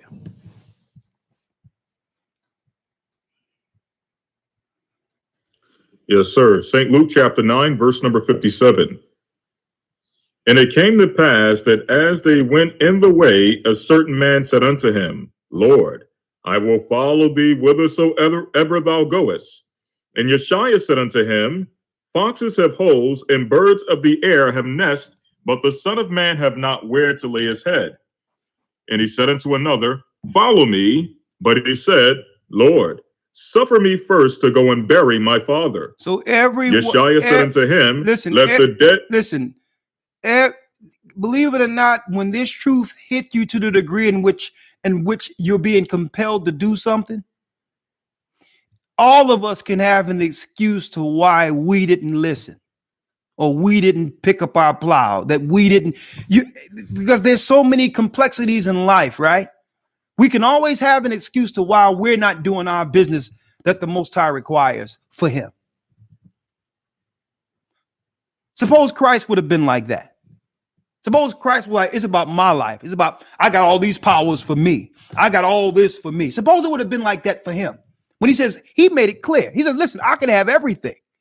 And I chose not to even have a house to lay in. I'm here to sacrifice my life for you. And you talking about what your father talking about or what your family's going through. What is your responsibility to the Father? Is what Christ is highlighting here. Are you doing that? I'm doing what I'm supposed to be doing.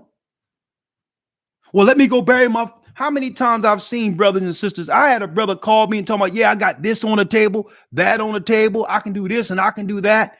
As if you can bribe your way into a kingdom. And I'm like, listen, I don't care about the stuff you have. What do that mean? What's in you is more important than possession. The Spirit of God that's in you can do more than what you can go get to try to help something.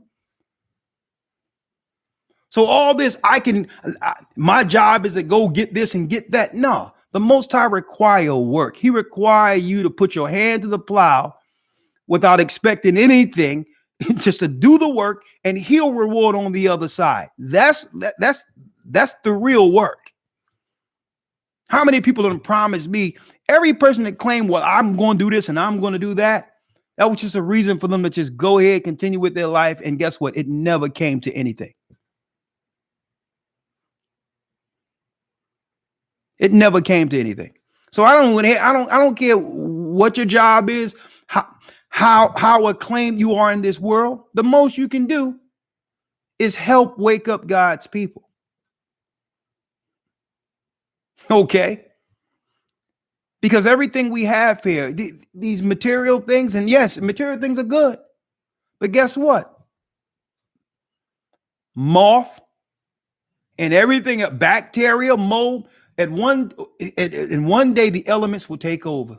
All these things that we think are important. Okay. Let's read it, Elder Lawya. Yes, sir. St. Luke chapter 9, verse number 60. Yeshua saith unto him, let the dead bury their dead. Come on. But go thou and preach the kingdom of God. Preach what? Verse 61. But go thou and preach the kingdom of God. Preach the kingdom of God. Read. Verse 61. And another also said, Lord, I will follow thee, but let me first go and bid them farewell, which are at home at my house. And Yeshua said unto them, no man having put his hand to the plow and looking back is fit for the kingdom of God. Look at that. And this is what I understood years ago. How can I start a work, teach, and do all these things, having a gift to be able to what? Help our people see. How can I have all the gift the Most High has given me just to go and just work in this world and ignore the prophecies unfolding, daily? I done picked up the plow and did all this, and what I'm going to do? I'm going to go just clock in and become some corporate guy somewhere? No, Most High said, well, no. No man that pick up the plow and turn back is worthy of my kingdom. This ain't something that you can pick up like a religion. This is the work. This is the work. Each day you build a brick for the kingdom of heaven, and you pull one brick out of the building of Babylon. Every kingdom brick we take, building God's kingdom, we're taking another brick out of the tower of Babylon. That's our position. That's our work. And what I'm going to do, go back and build a tower? You're not worthy. We're not worthy. And see, this is what he says. He says, listen, but if you do what? Finish reading it, Lawya. Yes, sir. Verse number 62. And Yeshua said unto him, no man having put his hand to the plow and looking back is fit for the kingdom of God. And that's crystal clear. If you look back, you're not fit. So all these people are saying, well, I used to be an Israelite and I used to be that. No, you're lost. And it's okay. I've been there. And what happens is, what brothers and sisters make a mistake with, you more focus on man than the prophecies that were showed to you. Okay, you will be focused on man and focused on man. And as soon as a man do something you like, you dislike, you'll begin to equate that with the word. No, the word is right. You stay right with the word. Christ says, woe to the world for offenses shall come. So if you are offended, whatever the case is, never look back with your original obligation when it comes to the Most High, because men aren't giving out rewards. Christ is. That's a mistake people make. They get upset, they get offended, they do this, they do that, and they forget.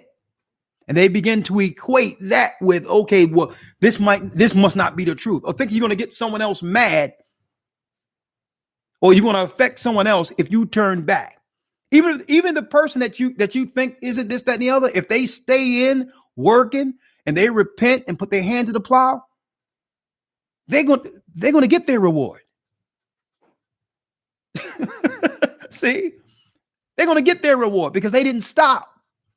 They're going to be bumps in the way, especially when we're dealing with a people who are just learning what it is to walk and to operate with one another. So there will be abrasiveness. There will be some learning curves. It's been a long time before we came together as a nation. But that's why Christ came in that example when he says we must bear one another burdens, that we must be patient with one another, not be short to cut each other off.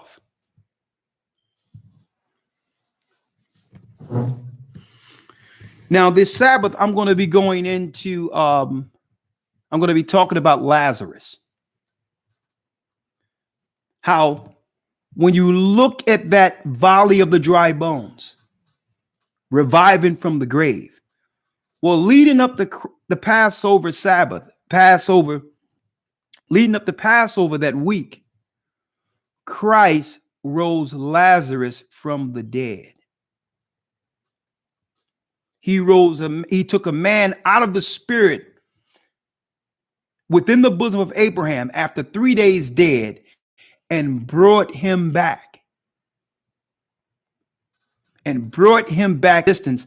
And the Pharisees and scribes, they was like, listen, there's no way Christ can show up at the Passover.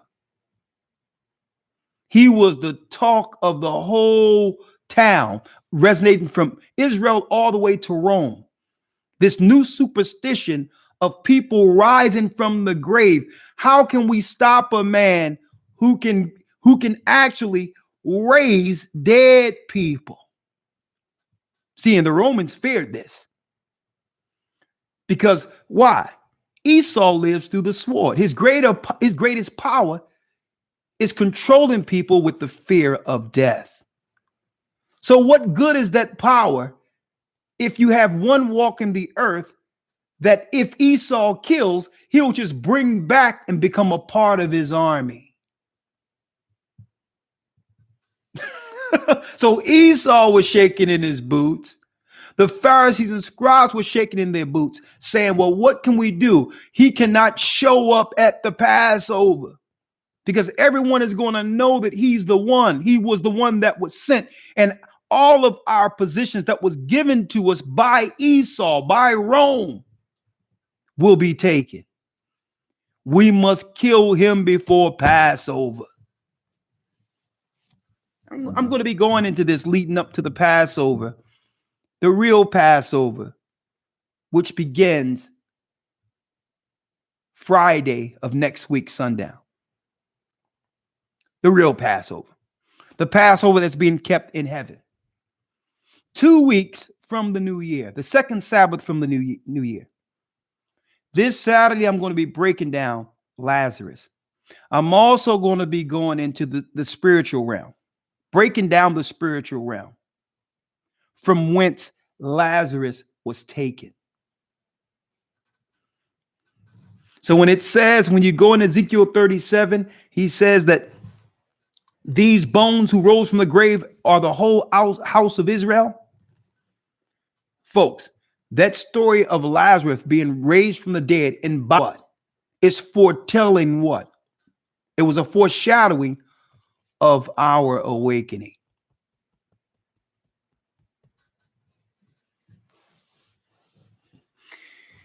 Elder Lawya, let's get the last scripture.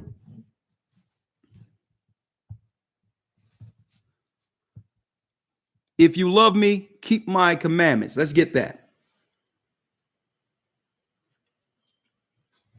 Let's get it.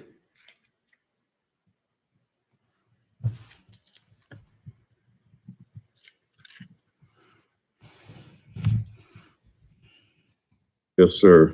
St. John chapter here, 15. Let me get it here real quick.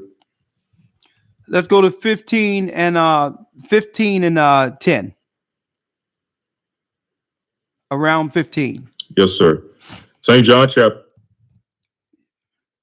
15, verse 10. If ye keep my commandments, ye shall abide in my love. You shall abide even as in I my kept my love. Father's commandments. Come on. Read. Even as I have kept my Father's commandments and abide in his love. If you keep my commandments, you shall abide in my love. Even as I've kept my Father's commandments and abide in his love. I don't care whether or not a person is a preacher, whether he's a teacher, it doesn't matter what it is. If he's telling you to break God's commandments and that you can ignore God's commandments and you're covered by grace, he's the son of the devil. One thing about our God isn't the author of confusion.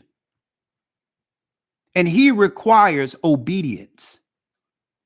And disobedience is as the sin of witchcraft. Don't let these bootlick preachers out here try to coax you into believing it's okay to live in chaos and disorder and to believe that our God is okay with that. The only way you show your love to our God is to keep his commandments. That's how you show your love. That's how we show our love. And guess what? That also reflects back here, down here on earth, and how we interact one with another. John 14 and 15. Let's read that, Elder Lawya. Let's end that there. And I can take phone calls for 15, 20 minutes, and then we're going to get prepared. We have a lot to do between now and Friday. Okay. Keith? Yes, sir. St. John chapter 14, verse 15. If ye love me, keep my commandments. Read that again. Yes, sir. If ye love me, keep my commandments. If you love me, what? If ye love me, keep my commandments. If you love me, keep my commandments. Read. If you love me, verse number 16. Keep my commandments. Go on. And I will pray the Father, and he shall give you another comforter, and he may abide with you forever. He shall give you another comforter, and that's the Holy Spirit. And that one, because it didn't say he in the Greek, and that one would do what? He may abide with you forever. And he will abide, or that one will abide with you forever. And it's really Christ abiding with us through the Holy Spirit. Now, and it's that spirit that has resurrected a nation. Folks, and this is why I'm telling you, brothers and sisters, folks, don't get caught up with the media distractions, whether it be this cold they're trying to get put out there to make everybody believe that something is really going on. Don't take this stuff. Don't get caught up. Another thing is, don't get caught up in the media when they're showing you what happened in the 60s and all that, and what's going on with the Black Panthers and all that. These are good movies and they have good information in it. But you have to ask the question, why are they showing you this? If you're going to show proper history that could benefit our people, We don't need to see what happened with the Nation of Islam, the Black Panthers, or anyone else. Okay? Where's the caricatures of the Israelites, black people, in the Last Supper,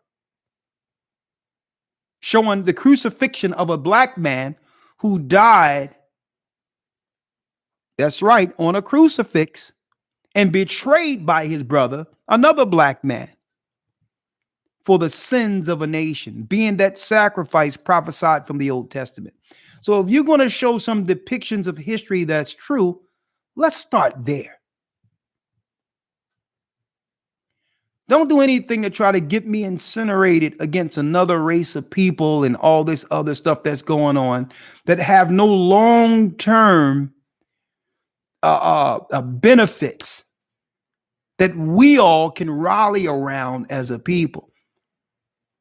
You don't got enough people of our people who can resonate with the depiction of the characters that was in Black Panther or the Nation of Islam or whatever the case is. Nah, you know what unite us?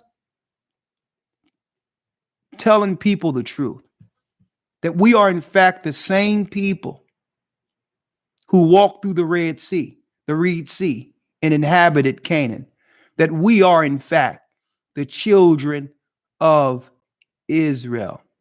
Tell the truth for a change.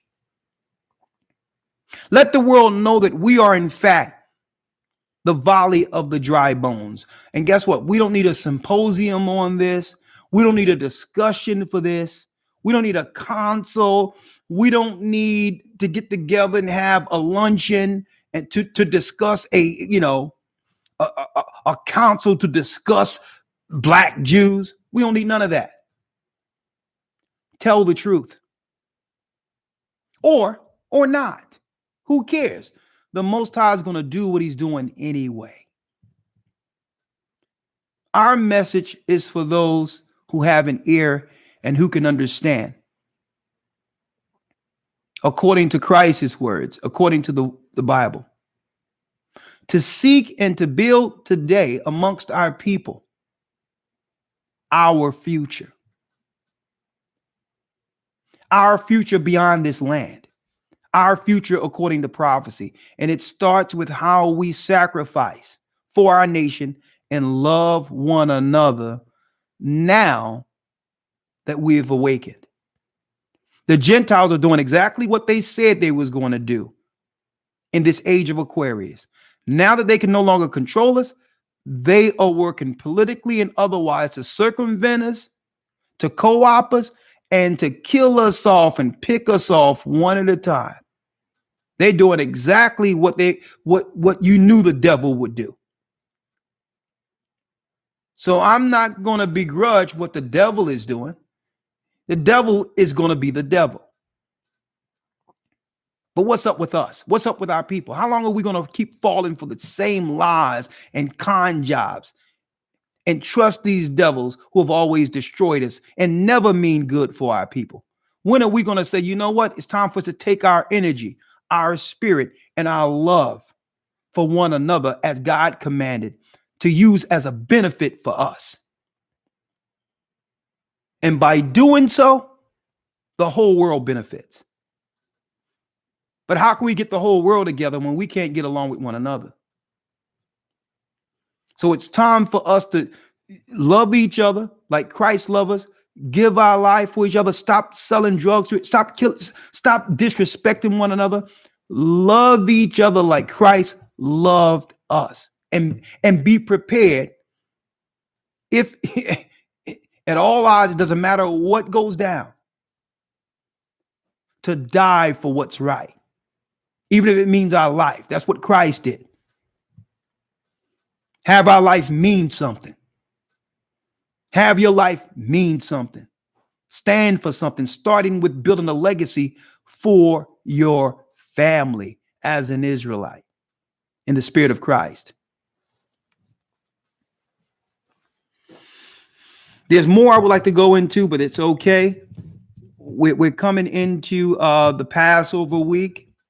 We're getting things worked. I just spoke to some people today to make sure we have our tents set up and everything that's needed. We have all the clearance that's needed, legally and otherwise, to put on a great holy day for the Most High next week in the name of Christ. And we thank you all for all your support. And we're going to broadcast this for those who would like to see it next week. And that's going to be Friday sundown next week to Saturday sundown. We'll have two separate events and two separate holy days. The communion Friday night and the Passover celebration Saturday. We're going to start around noon and move that into the evening with festivities. We have a play that Sister Shirley is doing. We're going to also have the GOCC network there Friday before sundown, before it goes in, so that we can support one another. And we're going to be having this throughout the four corners of the earth. It's going to be here. It's going to be in different parts of America and overseas. And again, I want to say a humble thank you, brothers and sisters, because a lot of this wouldn't be possible without your support. Be it the academy or be it what you send to donate, whatever it is, we're putting this back into our nation, back into our people. So when there's no food, you're going to know that we planted. Okay, when it comes to seeds and gardening and farming, we're putting everything into use, seeing how they about to put the squeeze on our people. There must be alternatives when it comes to food, because guess what? They're going to have food for vaccines soon. You can get food in exchange for what? You got it. A dirt gnat, a time-released disease that can kill you at any point. So, first of all, I'd like to say thank you for that. If you want to donate, you can go to, if you have Cash App, you can go to $ GOCC 144 donate. Okay. $ GOCC 144 donate. Okay. And that can help towards the broadcast. That helps us do what we do and to prepare even when you're not preparing. Okay. If you want to become a part of the academy, we got a new one coming this week. I'm going into Esau, the German, how he actually had a stronghold as Edomites chronologized through history in Germany.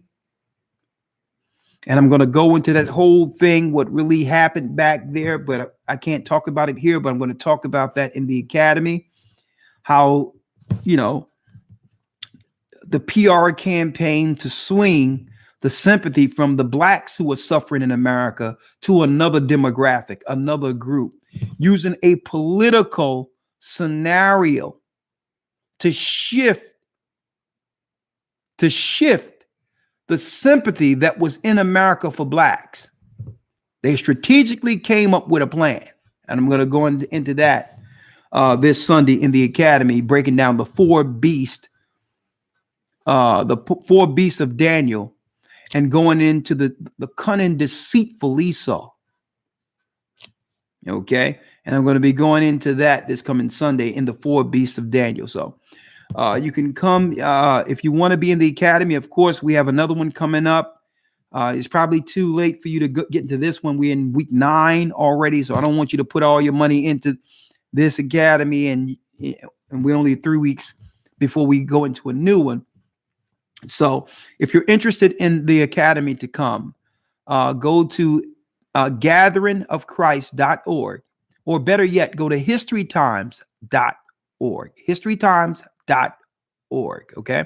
If you go there, you can enroll and it'll get you a seat reserved for the next academy that will come up in about a month from now. Okay. And again, brothers and sisters, we cannot do it without you. We have a lot of work to do. And we are going to have it, especially in the Pennsylvania where we're having it at the Passover. We will have valet. So we're going to set up the valet so that brothers and sisters don't have to all go all over the place and have traffic jams. We want it to be totally organized. and it's going to be all white. Brothers and sisters are going to be served like the prince and princesses they are. Okay. And it's going to be a great, guess what? We're going to serve our brothers and sisters. Understand? And we're going to let you know how much we appreciate you with these holy days, and let you know, well, listen,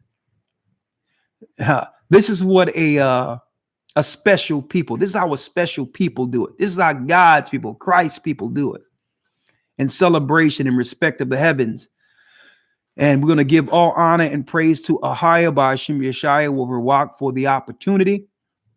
Next Sabbath is Passover, folks. Next Sabbath is the true Passover. All right, I want to put that out there. And if someone have any issues with that and try to question that, you ask them, well, how do you declare a new year? How do you declare Passover? And if they tell you by the moon, say, well, okay, there's 6 months of a lunar year, 29 days. 6 months of a lunar year, 30 days. When you put those together, a lunar year is 354 days. How many days are in a year? They will tell you, according to their calculations, 365 or whatever the case is, and say, well, under your lunar day, days are missing. So how can you calculate the Passover just using the moon? So get on course with the Sabbaths. So just use math on them, folks, because a lot of people that are doing it haven't even done the math. A lunar year is only 354 days. 6 months is 29 days. 6 months is 30 days. And that's your cycle for the lunar moon, yearly cycle, which actually follows the sun in its course. So you need the sun and the moon together to calculate, because in the beginning, the Most High made what? He made the greater light and the lesser light. See? In the beginning, it breaks down on the days that he made the what? The greater light and the lesser light. He didn't just make the moon by itself. So that's where they're going off at. And we began to go off like that in Babylon. Hereby, according to doing so, we end up going into captivity, serving white people and everyone else. Okay? So that's it, Elder Lawya. I'm just going to open up the calls real quick, and I'm going to just release you real quick so I can do that, Elder Lawya. Again, if you want to donate on Cash App, it's $GOCC 144 donate. Okay. So donate if you have Cash App. If you don't, go to gatheringofchrist.org, and I'm sure if you hit donate, there's something on that list. There's one drop down on that list in which you can probably be able to donate another way if you don't have Cash App. Okay. There's other options, credit cards or whatever the case is, to support the work. And we do appreciate, I want to say this, we do appreciate your continued physical support of the work, sending us what you can to help the work. And we're putting it to good use. Believe that. We have an Africa initiative we have to go through. We have to travel. We have to do a lot of different things. And none of this would be possible without your financial support. So again, thank you, brothers and sisters. And what I'll do, Elder Lawya, I'm going to hang up with you, and then I'm going to bring in the calls, okay? Yes, sir. I'm only going to take calls for about to 10 o'clock, and then I'm going to have to break down, okay, unfortunately. So let me jump right in and do that. All right, 1 second. All right, 1 second. Let me take in the calls.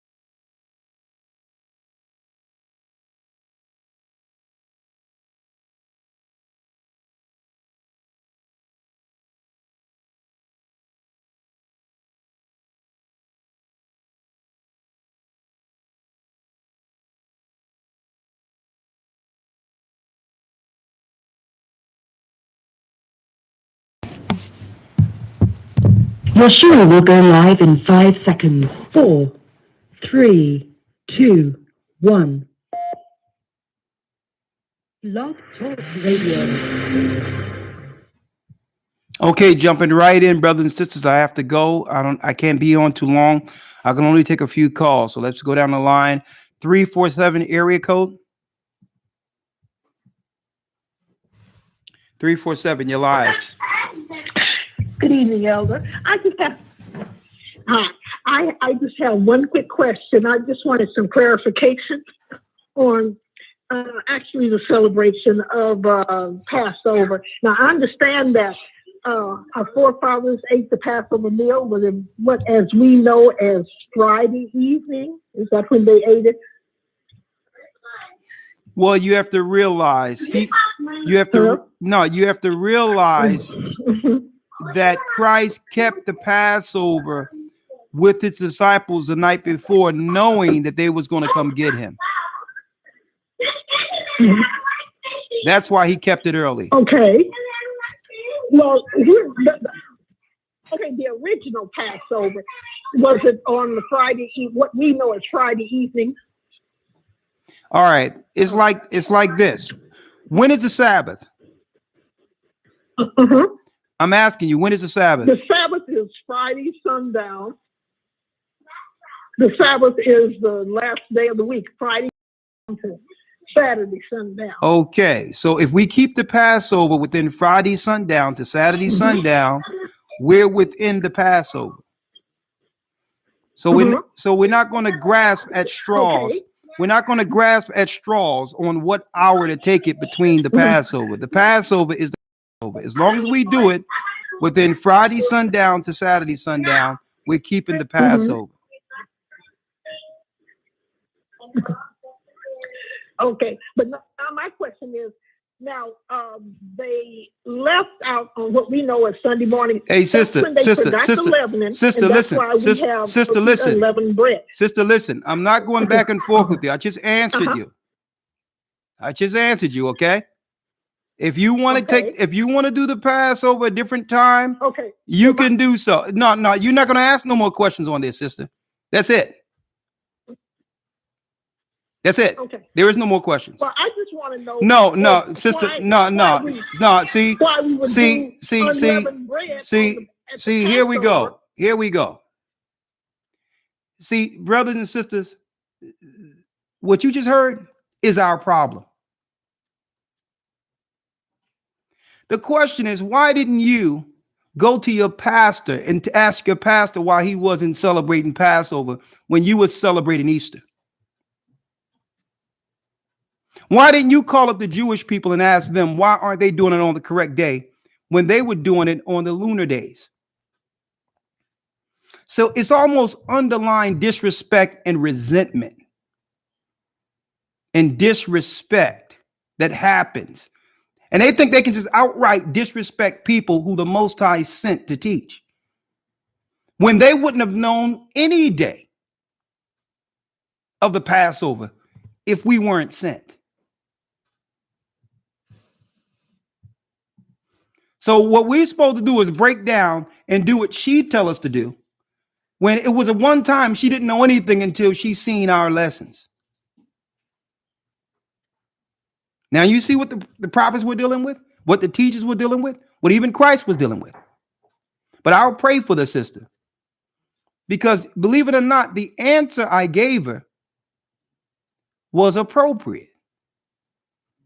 That if you have any confusion about when you're supposed to do something, you know the Sabbath is from Friday sundown to Saturday sundown.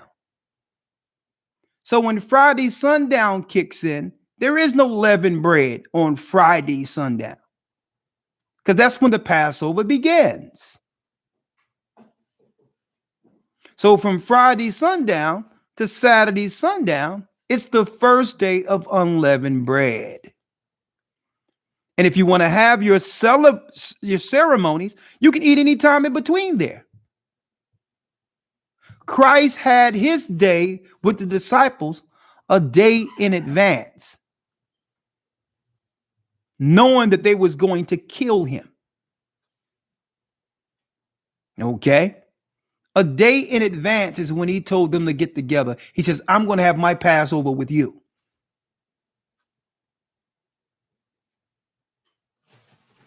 So maybe, sister, I don't know. Maybe you want to teach. You're open to do that. Get a YouTube page, get whatever you want. And we wish you Godspeed. But we're not listening and we're not looking. You got to find out what you want to be. If you want to be the Gathering of Christ Church verifiers, knock yourself out. Okay, but we're going to continue to do what the Most High have guided us to do. And you notice, brothers and sisters, how I tried to be very respectful and listen, from Friday sundown to Saturday sundown, you know when the Sabbath is. Eat what you're supposed to eat in between that time. You don't got to do it when we do it. You know, did we do enough work by showing you the day when you didn't know it? And that's the underlying disrespect and resentment we get by our own people. But the Most High is going to put it to an end. We're not going to have no women out there disrespecting like that, overstepping. Okay, get in order. Let me just put that right out. Just you get in order. That's what's wrong. Okay, you didn't tell your pastor who was doing the James Brown with a Jerry curl on Easter what day they supposed to be having it, eating pork chops and chitlins, but you're going to try to tell us what day we need to do it.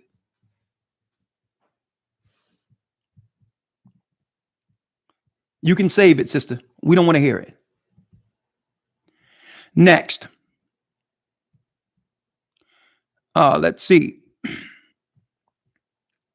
760 area code. And you know what's deep about this, though, folks? Oh, I'm gonna bring you in. You know what's deep about this? I need y'all to really listen to this. In the early 2000s, they had the Messianic Jews between the early 2000s to 2015. You had Messianic Jews beginning to invite our people, a lot of sisters, into some type of new Christianity where Jewish people were at the helm, which were doing Passover and all that. And you have never seen our sisters question Jewish people on the days they celebrate Passover. If so, I challenge anyone out there for you to find me one video of a sister challenging a rabbi or a Messianic Jew on the day they celebrate Passover. One. But here it is. We go through all the work that the Most High bestowed upon us to give you the correct calendar. And you're going to tell us how to do it. Boy. 760 area code. Hey. Yeah, Elder, I was just trying to see if y'all still gonna make that documentary, man. Well, it's on the docket if we have time. Anything else? Okay. That's it. That's all. Just making sure. That's all you got? No, that was it. That was all I was calling in for. Yeah. And another thing. See, another thing is we're not going to deal with the deceit. I have a question, but yet you're coming with a statement. That's deceit. You don't have a question.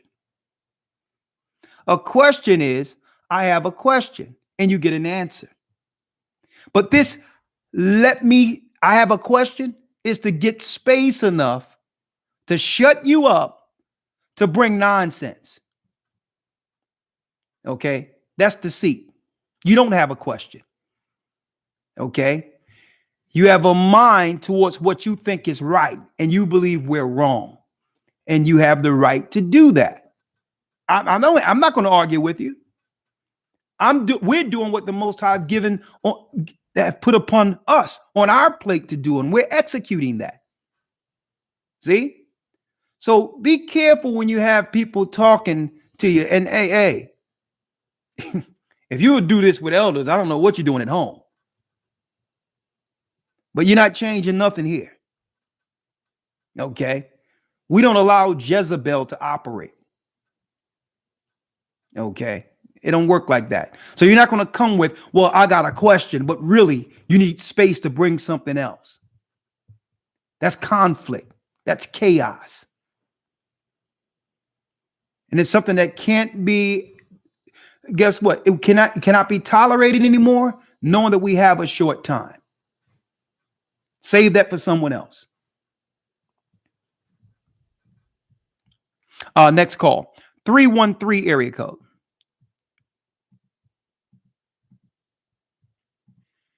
Yes, Shalom, Elder. Shalom. Can you hear me? I can Hello? hear. Yeah, I can hear you. Hey, Shalom. Yes, I wanted to say, you had said something earlier about, how they call us the dirt of the earth. And I would just be thinking about a lot of stuff as I watch the lessons, pray, read and everything. And it was resonate like, yeah, they call us the dirt of the earth. And that's basically, I was like, maybe that's a little secret they telling who we are right there. Because we are from the earth and we are created from the dirt of the earth, and that's beautiful. So I was like, so next time, if anybody do ever say that to us, like, oh, you the dirt of the earth, we could turn that on and use it for good. Or they'll be looking crazy like, okay, well, like, dang, like, because we are from the precious dirt of the earth that God created us from. And that's all I wanted to say. And thank you for, your constant delivering of the message we need to have in these end days. Okay. Well, I'm not going to run it. They treat us as if we are, but the dirt of the earth. But I'll never take that as a compliment. We're the salt of the earth. We're the children of light. We're not. So what I'm saying is, I'm not going to play word games with them. If you thinking of that in an offense, in what you would call an offensive view, you're using an offensive view. I'm not going to take it as such. But I understand what you're saying, though. I understand what you're saying. But bless you, sister. No, we're not the dirt of the earth. We're the salt of the earth. We're God's chosen. Bless y'all. Shalom. Shalom. All right. All right. Exactly. Shalom. We got 7 minutes. Let me go down the line. 916 area code.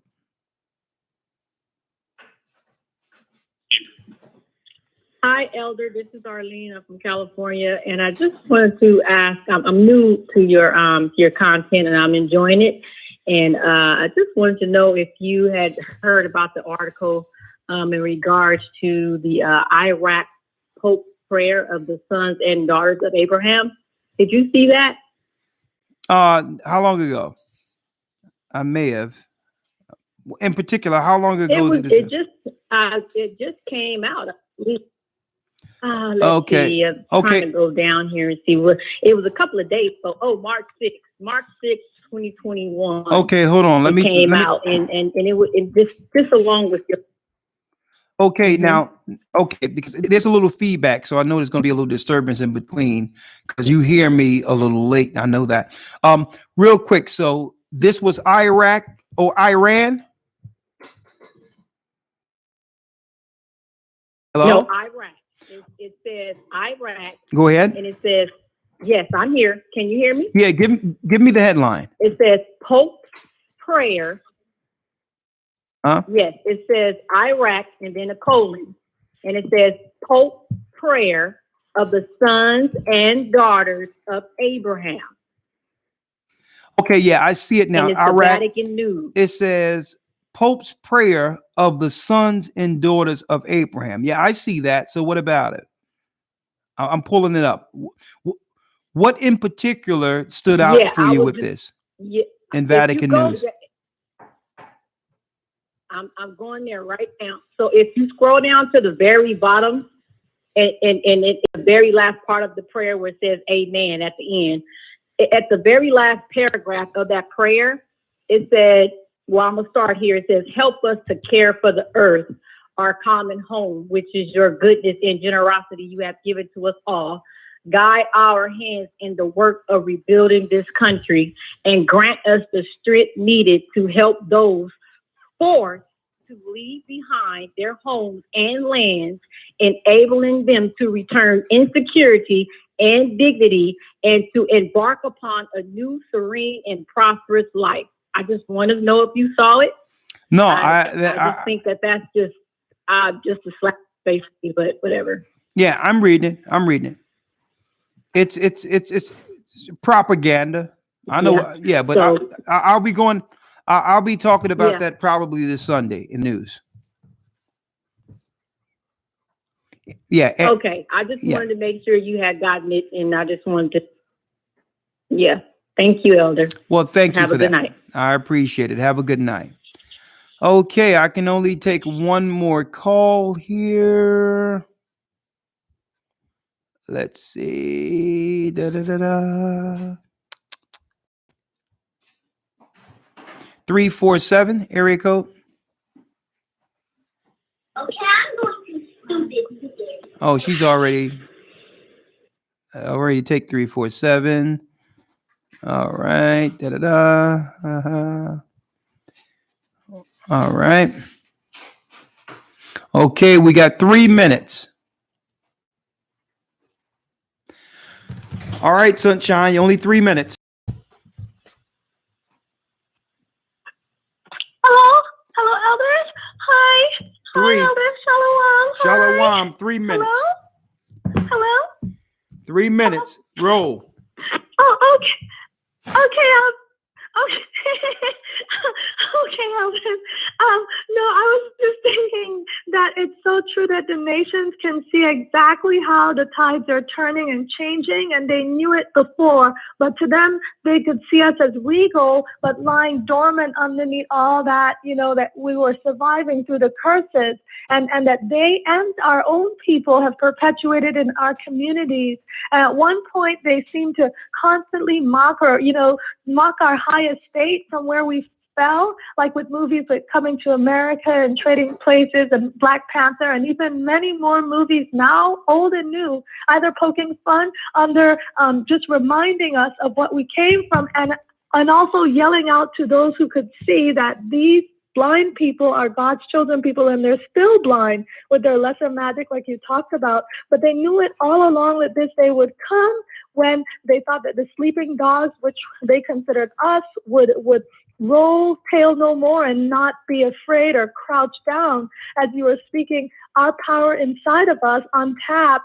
The Gentiles always knew this, and they're well aware of it. We're just the only ones that fail to believe it. But once the remnant of us come on one accord in prayer without ceasing, and love and belief and trust in our power and loving our neighbor as ourselves, like you were saying, elders, regardless of the snares of the Gentiles or the rulers of spiritual wickedness in high places, once we realize our God-given gift, we will stay claim to the promise that was never broken, that they claim that's broken, but it's Abraham, Isaac, and Jacob that the Most High delighted in. So that promise does matter because it means that Jacob, Israel, is beginning the new world that follows.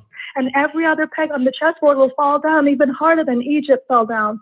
Once we are freed from this land of the north, the conspirators know this, and so that's why they're running scared with scissors in their hands to cut us down at every turn. But they won't succeed because they're on a kamikaze path that will not lead them to the win. And that's all I wanted to say, elders. Bless you and praise the Most High, and Happy New Year. Happy New Year, Happy sister. New Year. Bless That's you. all I wanted to say. Well, bless you, sister, Praise and the thank Most you. High. May the Most High be with you, sister, and Happy Bless New Year's, you, and have a bless blessed you. Passover. Oh, Bless you. oh, Happy New Year and Happy Passover. Happy soon to Passover. come. Happy New Bless Year. you. Oh, yeah. Praise the Most. Bless you. There you go. And you know what? It's time to end it with. That's right. The Most High is calling back Israel. May the Most High be with you all. Stay strong. Stay strong. Matter of fact, to Zion, even better.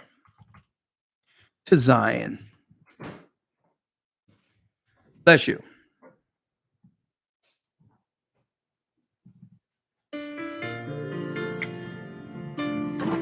To Zion. I was lost, but now I'm found. I'm a child of Israel. I heard the sound. Please give me the strength to stand today. With my eyes towards the east, show me the way to Zion. I'm on my knees, laying my life on the line. I'm begging, please don't let me fall. Give me the strength. Place my feet, Lord, guide my path. Show me the way to Zion. I opened up the book and see that the apple of your eye included me. And through the tribulation, I know I must stand. For a new heaven, a new earth, show me the way to Zion. I'm on my knees,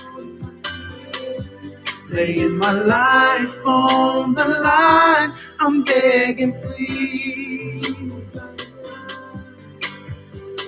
don't let me fall. Give me the strength. Place my feet, guide my path. Show me the way to Zion. I feel the Spirit calling me, drawing me back home. Oh, it's happened with my family. I know it won't be long.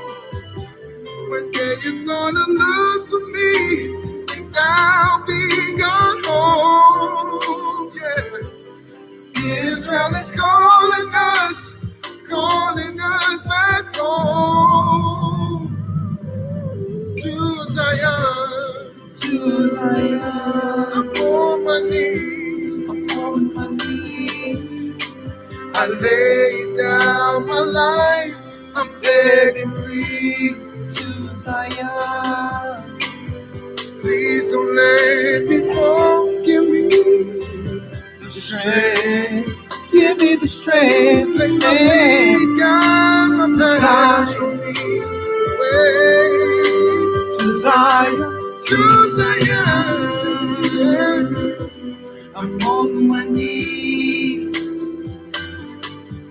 laying my life on the line. I'm begging,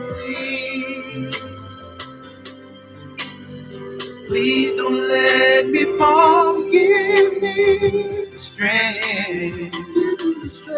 Place my feet, guide my path. Show me the way to Zion.